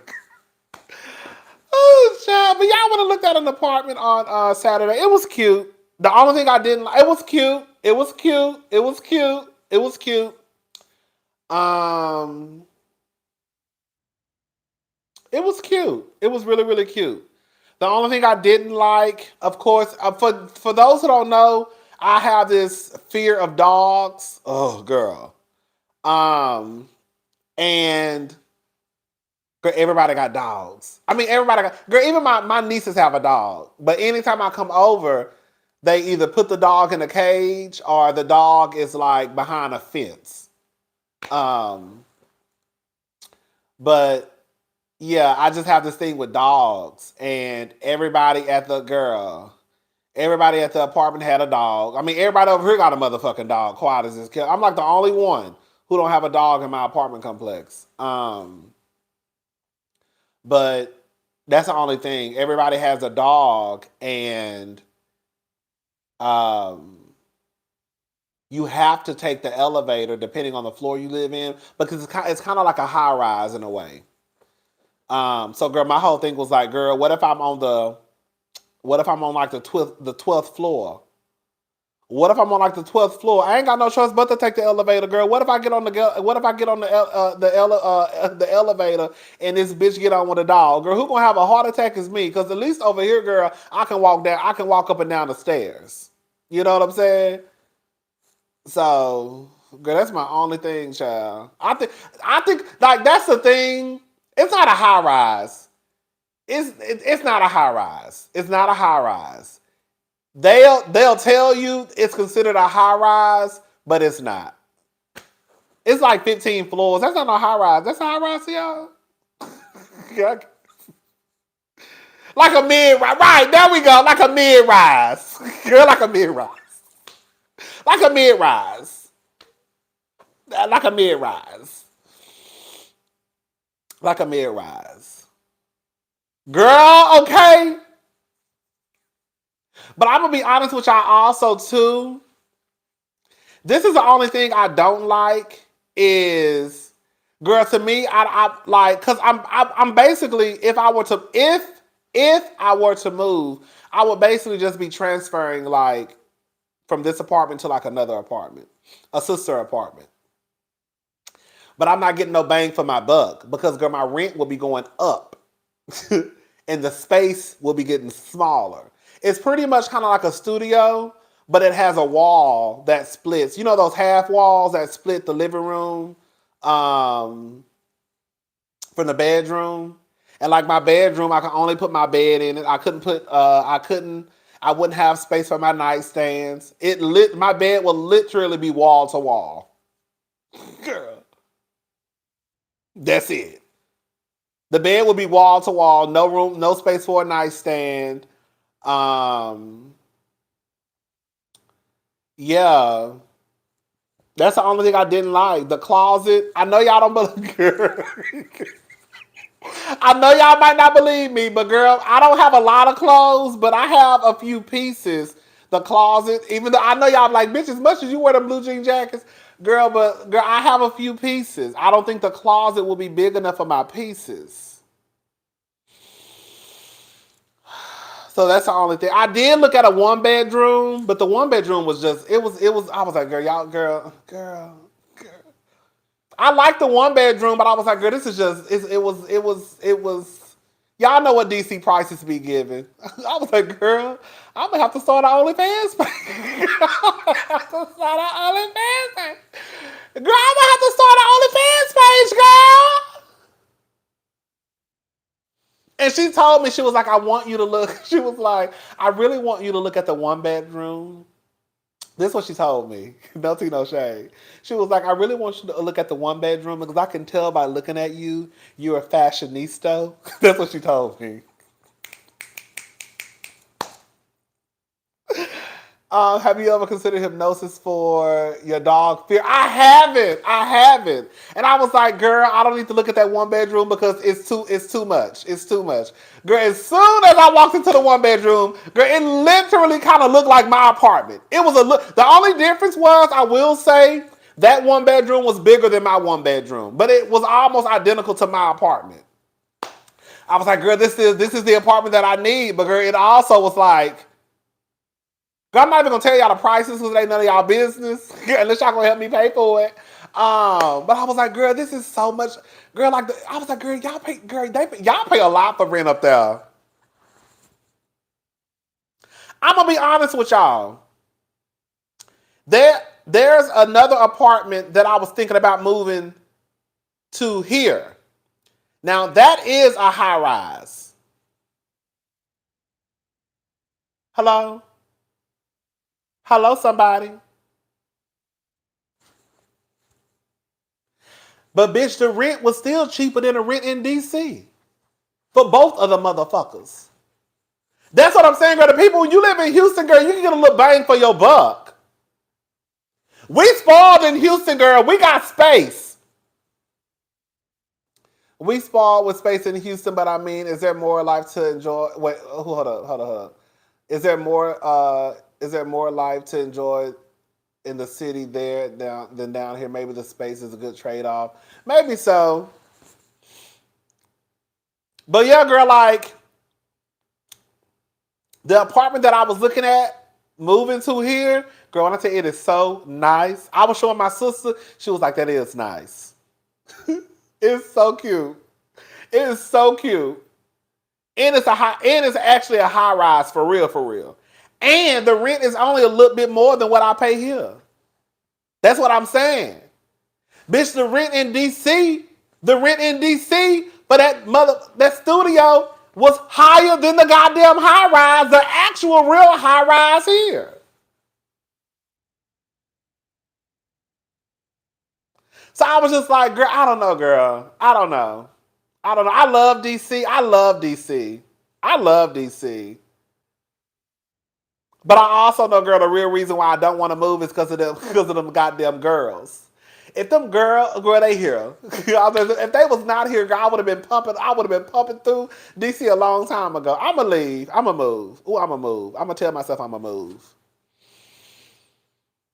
But girl, it's kind of like, girl, I kind of also like, but you know another thing too? I feel like everybody is moving to Houston. Everybody is moving, and I feel like, do I need to be sitting, girl? Do the people know something that I don't know?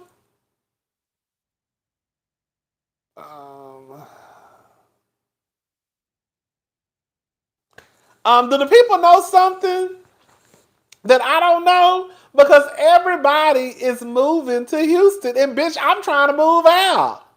That's what I'm saying. Houston is cheaper. Now don't get it twisted. It ain't as cheap as it used to be, because bitch, you still gonna pay a good little penny for your rent. Houston ain't nowhere as cheap as it used to be. So you're gonna pay some money, but even with you paying, well then go down to the M5 250 on West Time down the street from the gallery of the rooftop pools. Look really cute over there from the street. Thank you. You still gonna pay some money for your rent. Because now, you're going to pay some money for your rent. But I'm saying compared to other places, Dallas is full too, right? Compared to like DC, California, Miami, the rent is not as high. New York, the rent is not as high. But you still can pay rent down here.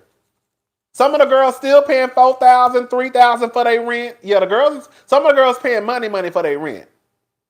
But the thing is, at least down here, if you hear a girl is paying $4,000, her shit probably nice as fuck.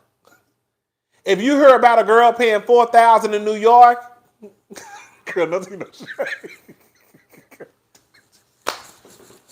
Girl, you see that shit? Girl, you heard about the girls paying $4,000 for rent? You know, in New York, I'm not, you know, it's, you know, and she in a shoebox. She in a shoebox, girl. She paid, girl. She got, girl. What did he say? A white refrigerator, girl. Girl, y'all be paying a lot of money. I'm just saying, girl, y'all just pay a lot of money for how y'all live. Like down here, 4,000, bitch, you living good. Like I told y'all, the high rise that I'm thinking about moving to, girl, the high rise that I'm thinking about moving to is cheaper than the studio and the goddamn 1 bedroom in DC. Now, how the fuck I can get a high rise? And girl, it's bigger than this. Well, you are paying a little bit more. Y'all get what I'm trying to? It's just like, it's just a different, that's the type of stuff you have to kind of consider. That what I feel like I have to consider now that I'm trying to move. Like, do I want to move to DC and just be in DC in an apartment that I really don't too much care for? Because apartment is cute. Or would I rather be down here in Houston, Texas, and girl, have me a cute little high rise, and girl, be living real cute until I could eventually get to a point where I can purchase me a place. You know what I'm saying? Like, that's the type of stuff that I'm thinking about. Because I would love to live in that high rise and girl be looking and overlooking the city. Bitch, I would never go nowhere. Bitch, y'all hoes already know I don't go nowhere anyways. Girl, bitch, if I got into that high rise, bitch, I wouldn't be going nowhere. Well, first of all, bitch, I ain't gonna have no choice. I'm gonna be out here making videos trying to pay for that hoe, okay?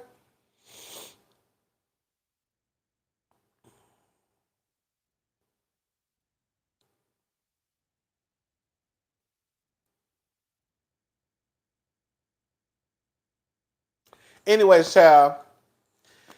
Yeah, hooey.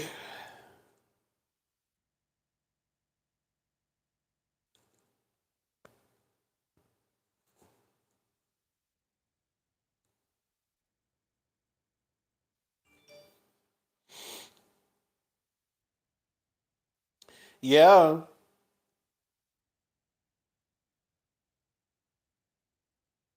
I have a friend who has a home and also an apartment out of town. And he was basically telling me that his rent for his studio apartment is more than his mortgage. Girl, that's what I'm taking a girl. The girl. Thank you, Marjan. Rodney, you should talk to an accountant about it. Thank you. So it's just like you know, you have to just kind of, I guess, whatever I'll say whatever your pockets can do. Of course, that's what it comes down to, your pockets, okay? And just like what you want to do. For me, I've been in Houston since 2001. So that's why I'm like, girl, I don't mind leaving because, girl, I've been here. Bitch, I've been here. It's been time for me to go quiet as it's kept. And another thing I keep telling myself too, like, girl, I can always move back. It's not like, girl, I got all these kids and a husband and girl, I just can't pack up and leave. I could literally just pack up and leave if I just was ready to come home. So that's a good thing. That's why I tell myself I'm in a situation now where, girl, if you gonna move, bitch, your ass needs to move and stop coming with all these excuses. You know what I'm saying? Because again, you're in a situation where you can move. So just move. Let me tell y'all hoes something. If I do move to DC, I already told y'all, girl, I might give me a little part-time job. Cause I'm really not good. I'm not really good at meeting people. You know what's so crazy? I was thinking about this the other day. All of my friends, all bullshit aside, all of my friends I met at a job. Ain't that crazy? Ain't that crazy? That's why I was saying the other day, That's why I was saying the other day. I know that's right, faith, love, life, and style. That's what I'm trying to do. That's why I was saying the other day that if I was to move, just because, girl, I know how I can get, and I don't know nobody nowhere. Girl, I cannot be depressed and sad. Okay, so my game plan was to go get a little part-time job somewhere, so I can meet people. Because that's the only way I'm gonna meet people. Because all my friends, after I thought about, I met Brittany at Nordstrom. I met Deanna at Nordstrom. I met my friend Howard at this place, this call center. I met my other friend Brittany at Telecheck. I met my friend Marianne at HEB. Well, I met Java at TSU. Okay. But most of my friends, I met them all at a job somewhere. So I'm from Texas. Rodney, I'm curious where are you actually from, if you don't mind telling us. I'm from Texas. Just a small town. Y'all wouldn't know if I told y'all, child. But yeah, so that was my game plan. Just to get a little part-time job, make some friends, so I won't be depressed and sad and crying. Girl, okay? Meet some people. That's the only way adults make friends, right? I know some people can go out and some people, as crazy as it may be, as much as I run my motherfucking mouth, I'm really not that social out in public. It's weird. I'm really not. Girl, I talk a lot, as y'all can see. But when it comes to outside, girl, I don't really talk to people like that. Girl, I'll be like, hey, how are you? Girl, I'm really not no social butterfly like that. Believe it or not. The only way I would be able to talk to you is if you initiated the conversation. I'm not initiating the conversation at all. So if you walked up to me and started talking, then girl, we could just run our goddamn mouths. But if you waiting for me to walk up to you, then girl, that ain't gonna never happen. Girl, I will literally sit there.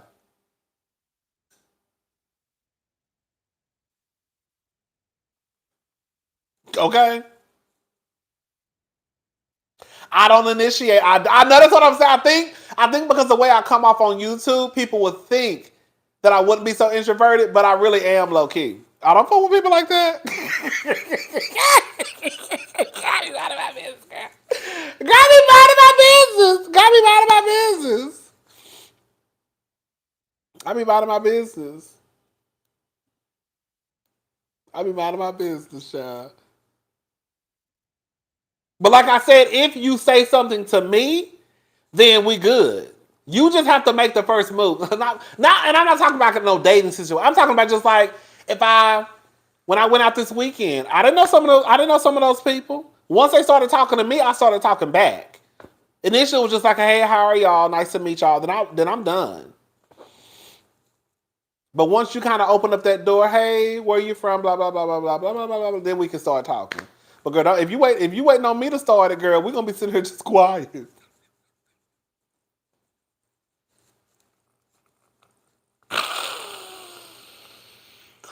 Oh, child, bitch, we're gonna be sitting here looking at each other.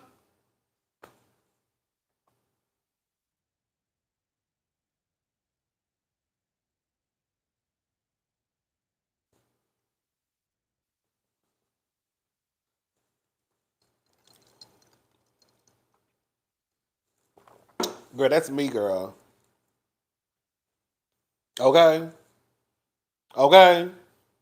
Looking at each other.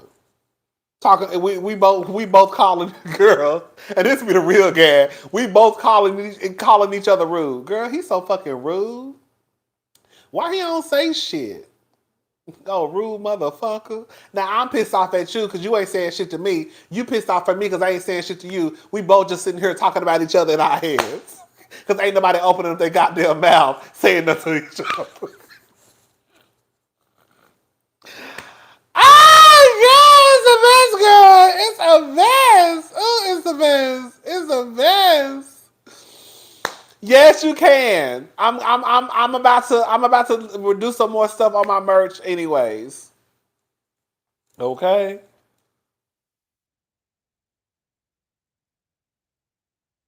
And most of my friends pretty much know that. Girl, I'm not social fish like that.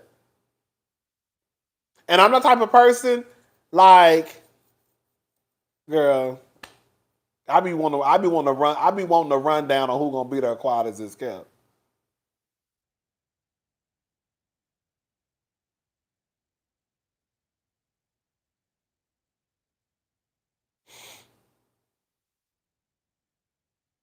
Even when we went to DC, girl, I didn't go. I wanted to go out. I met them at the club because I didn't have nothing. They were going to dinner. I didn't know. I didn't. This is you. I have this bad. I overpack like a motherfucker, and I'm trying to get to the point where whenever I go out of town, I only bring just enough. Cause girl, I don't know how to pack. When I tell you I overpack, girl. That's why my apartment right now, bitch, look a goddamn mess. If I showed you my apartment, you'd be like, girl, you go outside. I got shit. I got 6 boxes of shoes right here. 1, 2, 3. 3 pairs of shoes against the wall. Clothes everywhere. Clothes everywhere. Anyway, I'm trying to get to the point where, girl, I know how to where I learn how to pack because I overpack, like overpack, to the point where, girl, I'm taking like a suitcase, a carry-on, girl, a backpack, girl. Where is you going? Girl, where is you going? Then I fucked up this weekend because I didn't really know like the details. My friend, he hit me up and said, "Hey girl, we going to DC. You want to come?" I was like, "Okay, girl, let me see. You know, let me check the prices. You know, you gotta start checking. Okay, girl, let me see where we go. Let me see what I can do." I was like, "Okay, girl, I can go." But I didn't really think that we were going to be going to like dinner. I was just thinking like a couple of brunch spots, a couple of kickbacks, maybe a bar or two, and then that's it. Girl, so I was like, okay, girl, you're not taking all these clothes. So I took literally 1 pair of boots, a tan pair of boots, 1 pair of tennis shoes. Boom. Okay. I took a few pair of pants, a few shirts. Girl, I brought 2 jackets. Now I brought my coat because I saw that it might be a little cold. So I brought my coat, and then I brought the jacket I had on at the airport, and then I brought another jacket. Okay? Girl, we get there, he's talking about, girl, you want to go to dinner? I was like, dinner? Bitch, I didn't really bring no clothes for dinner. Girl, what you mean, like dinner? Like the girls is dressing up dinner? Girl, bitch, I was like, oh my God. Girl, I was so mad at myself because I literally had I had these black slacks that I've been wanting to wear. Girl, when I see them slacks, bitch, them slacks fit me down. Do you hear me? So I had some black slacks, and I had like this oversized black blazer, and I had my black pointy boots. Girl, my black pointy boots. I was gonna bring that outfit just in case. And I didn't bring it. Because I said, girl, we're not going nowhere.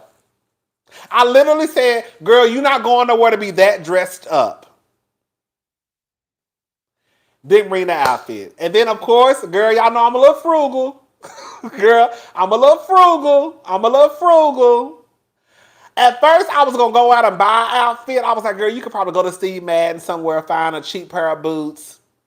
Go like to H&M, Ross, TJ Maxx, find like a little black top, some black slacks, you know, jazz, you know, get you some little gold jewelry. You know, I love me an old nasty black and gold 1, 2. And then I started getting cheap. And then I was like, girl, I'm not supposed to be spending. Girl, I'm not bitch go here and buy no outfit. Girl, fuck this. So I was like, yeah. So I called my friend. I was like, girl, I can't. I ain't gonna be able to make it. Girl, take me out. Girl, I'm not, because I'm not coming in there looking like exactly what I said, girl. If I have to come because he had already made the reservations, I will come. I'm not gonna feel comfortable because I'm gonna look a mess. Girl, believe it or not, I like to present myself a certain way. And because I knew it was gonna be a group of people, it was gonna be like 10 or 12 people there. Girl, I was not about to walk into that restaurant in front of these people who some of them I'm meeting for the first time looking like a goddamn fool. So girl, when I was gonna pump through, I wanted to pump through right. Okay?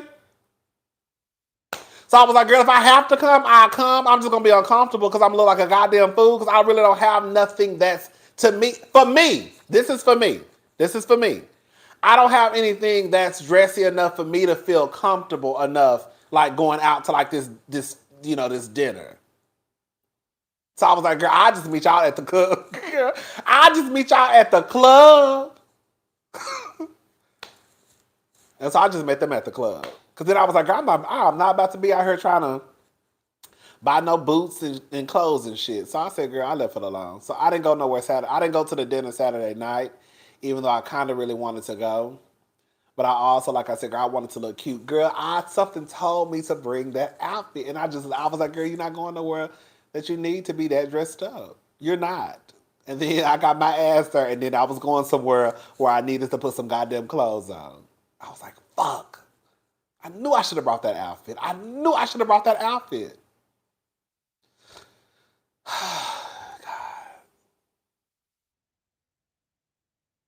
And to me, the girl, I'm not going to lie. The girls in DC be kind of dressing. I'm going to be honest with y'all too. That's why I be kind of like putting a little, thought into my outfit when I go to DC because the kids in DC don't be playing with their fashions. So I'm not going to no motherfucking DC looking like no fool in front of y'all. Not me. Not me. Not me. Even if it's like a look cute one too, it's going to be a cute one too. Girl, the girls in DC don't play with their fashions. So I refuse to go out to anybody's dinner looking like I'm going to the bar. You know what I'm saying? Like, girl, look, girl, where you going? Girl, we're going to a whole dinner. Girl, and you walking out looking like you going to a house party.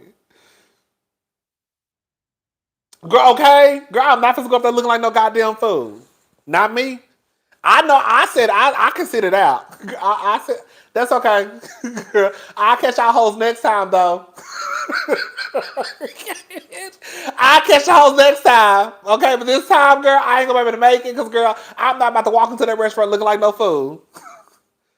Looking all underdressed and shit. Girl, no, man, I'm not going. I'm not going. Okay? So I didn't go. And quiet as it's kept, I really still could have went if I would have brought my black boots, I could have went. It was the fact that I didn't have those boots with me. Girl. Because I still could have put a piece together. But because I had those, girl, I can't do nothing with them suede tan boots. Girl, I need my black pointy toe boots. So when I walk, the point is right there in your face. And girl, you hear a whole bunch of clicking, clacking. I know, right, KB? So when I walk, you hear a whole bunch of clicking, clacking. And then y'all be like, girl, who is that walking? Girl, who is that walking and doing all that clicking and clacking? And girl, I hit the corner and it's me.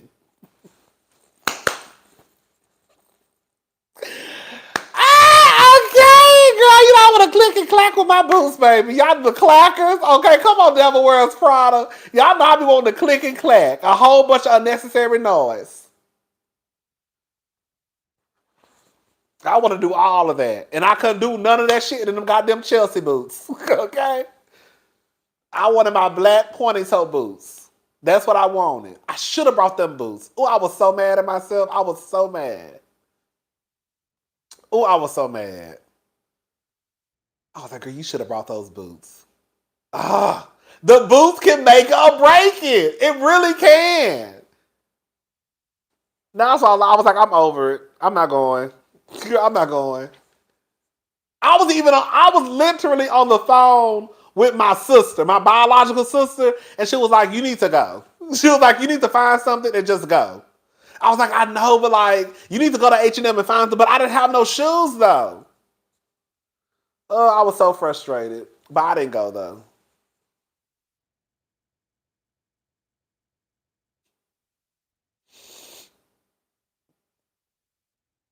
Girl, it was just them,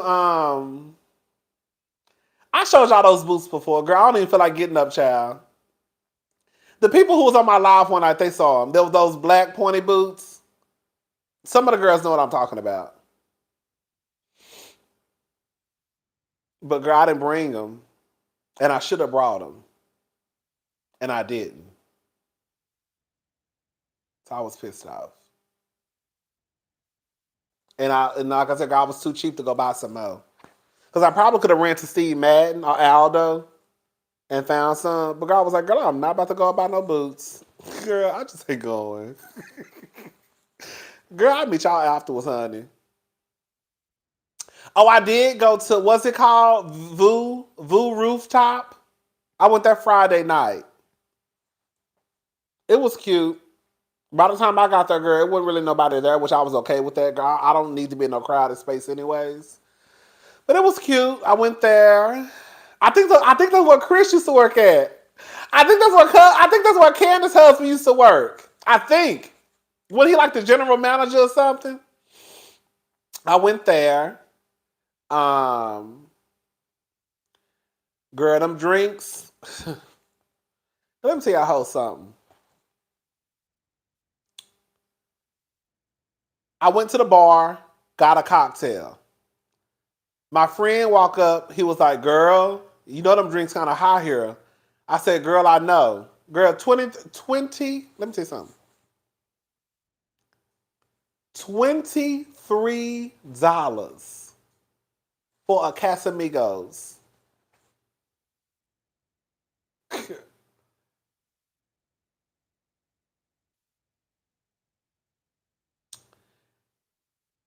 Saturday, I got to the club because they was already at the club. So I met them at the club. I go in, go straight to the bar, give me a cocktail. I told her, give me a double Casamigos and a Red Bull. Because I really didn't know what the game plan was. I didn't know if we was going to be up all night, whatever, blah, blah, blah, blah, blah. I didn't know. So I said, give me a Red Bull and a double Casamigos. Girl, y'all would not believe how much that motherfucker... Girl, y'all would not believe. Girl, that drink, the double Casamigos and the Red Bull, guess how much that was together? Guess.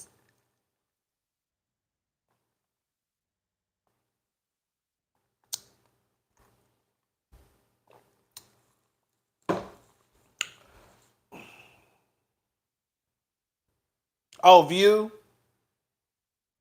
Bitch, $53.26. Girl, I still remember the price. Matter of fact, I took a picture of... Bitch, matter of fact, I took a picture of the receipt and sent it to my sister. I said, bitch, look at this. I said, bitch, look at this. $53.26. I took a picture of the receipt and sent it to my sister. I said, these hoes got me fucked up in D.C. Bitch, last night I spent $23 on one drink. Tonight I done spent $53.26 on a double Casamigos and a little Red Bull. I said, baby, the girls in D.C., y'all hoes. I ordered a double Casamigos. It was a double Casamigos and a Red Bull, but it was $53.26 plus a tip. And I left a $10 tip. And I left that bitch a $10 tip. And I left her $10. Sure did. You have to go down to the bar with a Honda cars. Be okay. Okay. I left her $10 and I left that man the night before $10. I left two $10 tips for both of them. Girl, I know the girls trying to get their money, girl. I was in a good mood too. I let that help for $10. $10. That was $63.26 total. The night before, it was $33.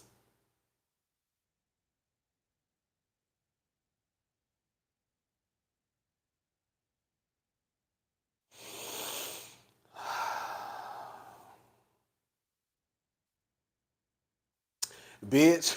Bitch, I'm gonna tell you what I did do though, girl. After I made it back to the hotel room, bitch, let me tell you. I said the hoes got me fucked. Y'all hoes got me fucked up in DC. If you think that's bad, then stay far away from Go. The drinks up there go up every hour. Ooh, girl. I'm gonna tell you how much they had me fucked up though. I was gonna order some DoorDash. I was like, girl, I'm not about to get these people no $30 for no DoorDash. Girl, what's that store in DC? It's called Wawa. I don't know, child. Some weird ass name. It's a 24-hour convenience store.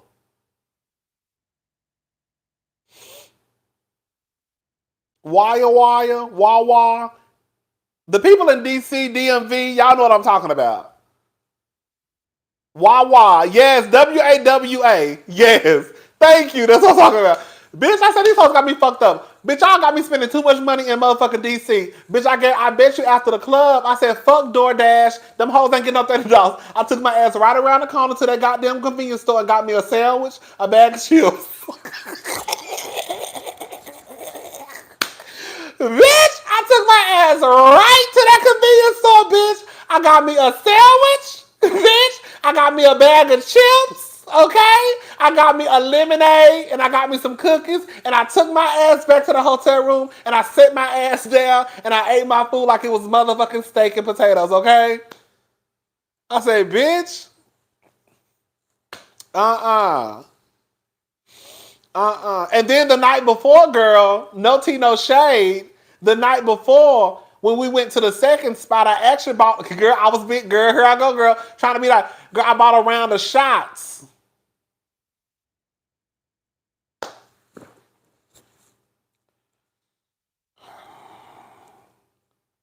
I bought a round of shots.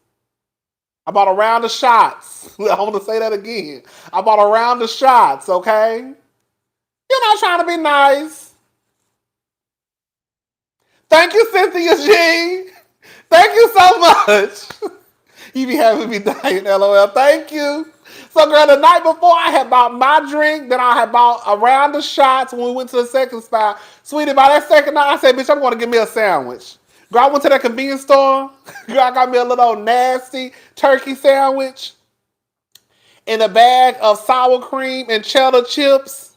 I got me some Oreo cookies. Girl. Bitch, I had that meal that they had down to Potomac when they went to Miami. The little nasty ham sandwich, a bag of chips, some cookies, and a Capri Sun. That's what I had. Bitch, that's what I had after the club. I said, girl, I'm not spending no much money. I'm not spending no motherfucking more money, girl. Y'all got me fucked up in DC. Girl, y'all got me fucked up in DC, girl. I would have got me a sandwich and some chips and set my ass down, okay? Girl.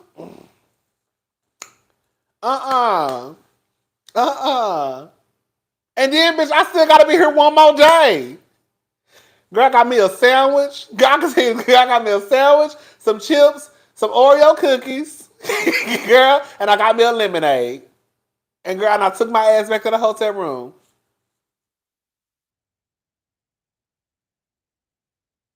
Okay? I'm not playing with y'all. I'm not playing with y'all. I'm not playing with y'all no more in DC. Y'all hoes is too expensive, girl. Let me get my ass back to Houston, Texas. Yeah. Cause I can go to the bar right up the street and a goddamn drink gonna be $7. $7. I can go right up to the bar up the street and the drink gonna be $7. And y'all hoes are charging $23. Let me get my ass back to Texas. Okay? Because y'all doing too much up here. Y'all doing too much. Yeah, too much. Child. I'm so serious too, girl. I'm not about to be up here going broke. Girl, no ma'am, child. No ma'am. All right, y'all. I'm gone. Girl, thank y'all so much for watching. Thank y'all. Shout out to Cynthia G, baby. Yes, ma'am.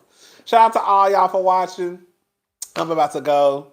I need to watch Love and Marriage DC. And I already watched it. You know, I'll be watching these shows. I just got to watch them again to review it. All right, I'm gone. Thank y'all. Bye.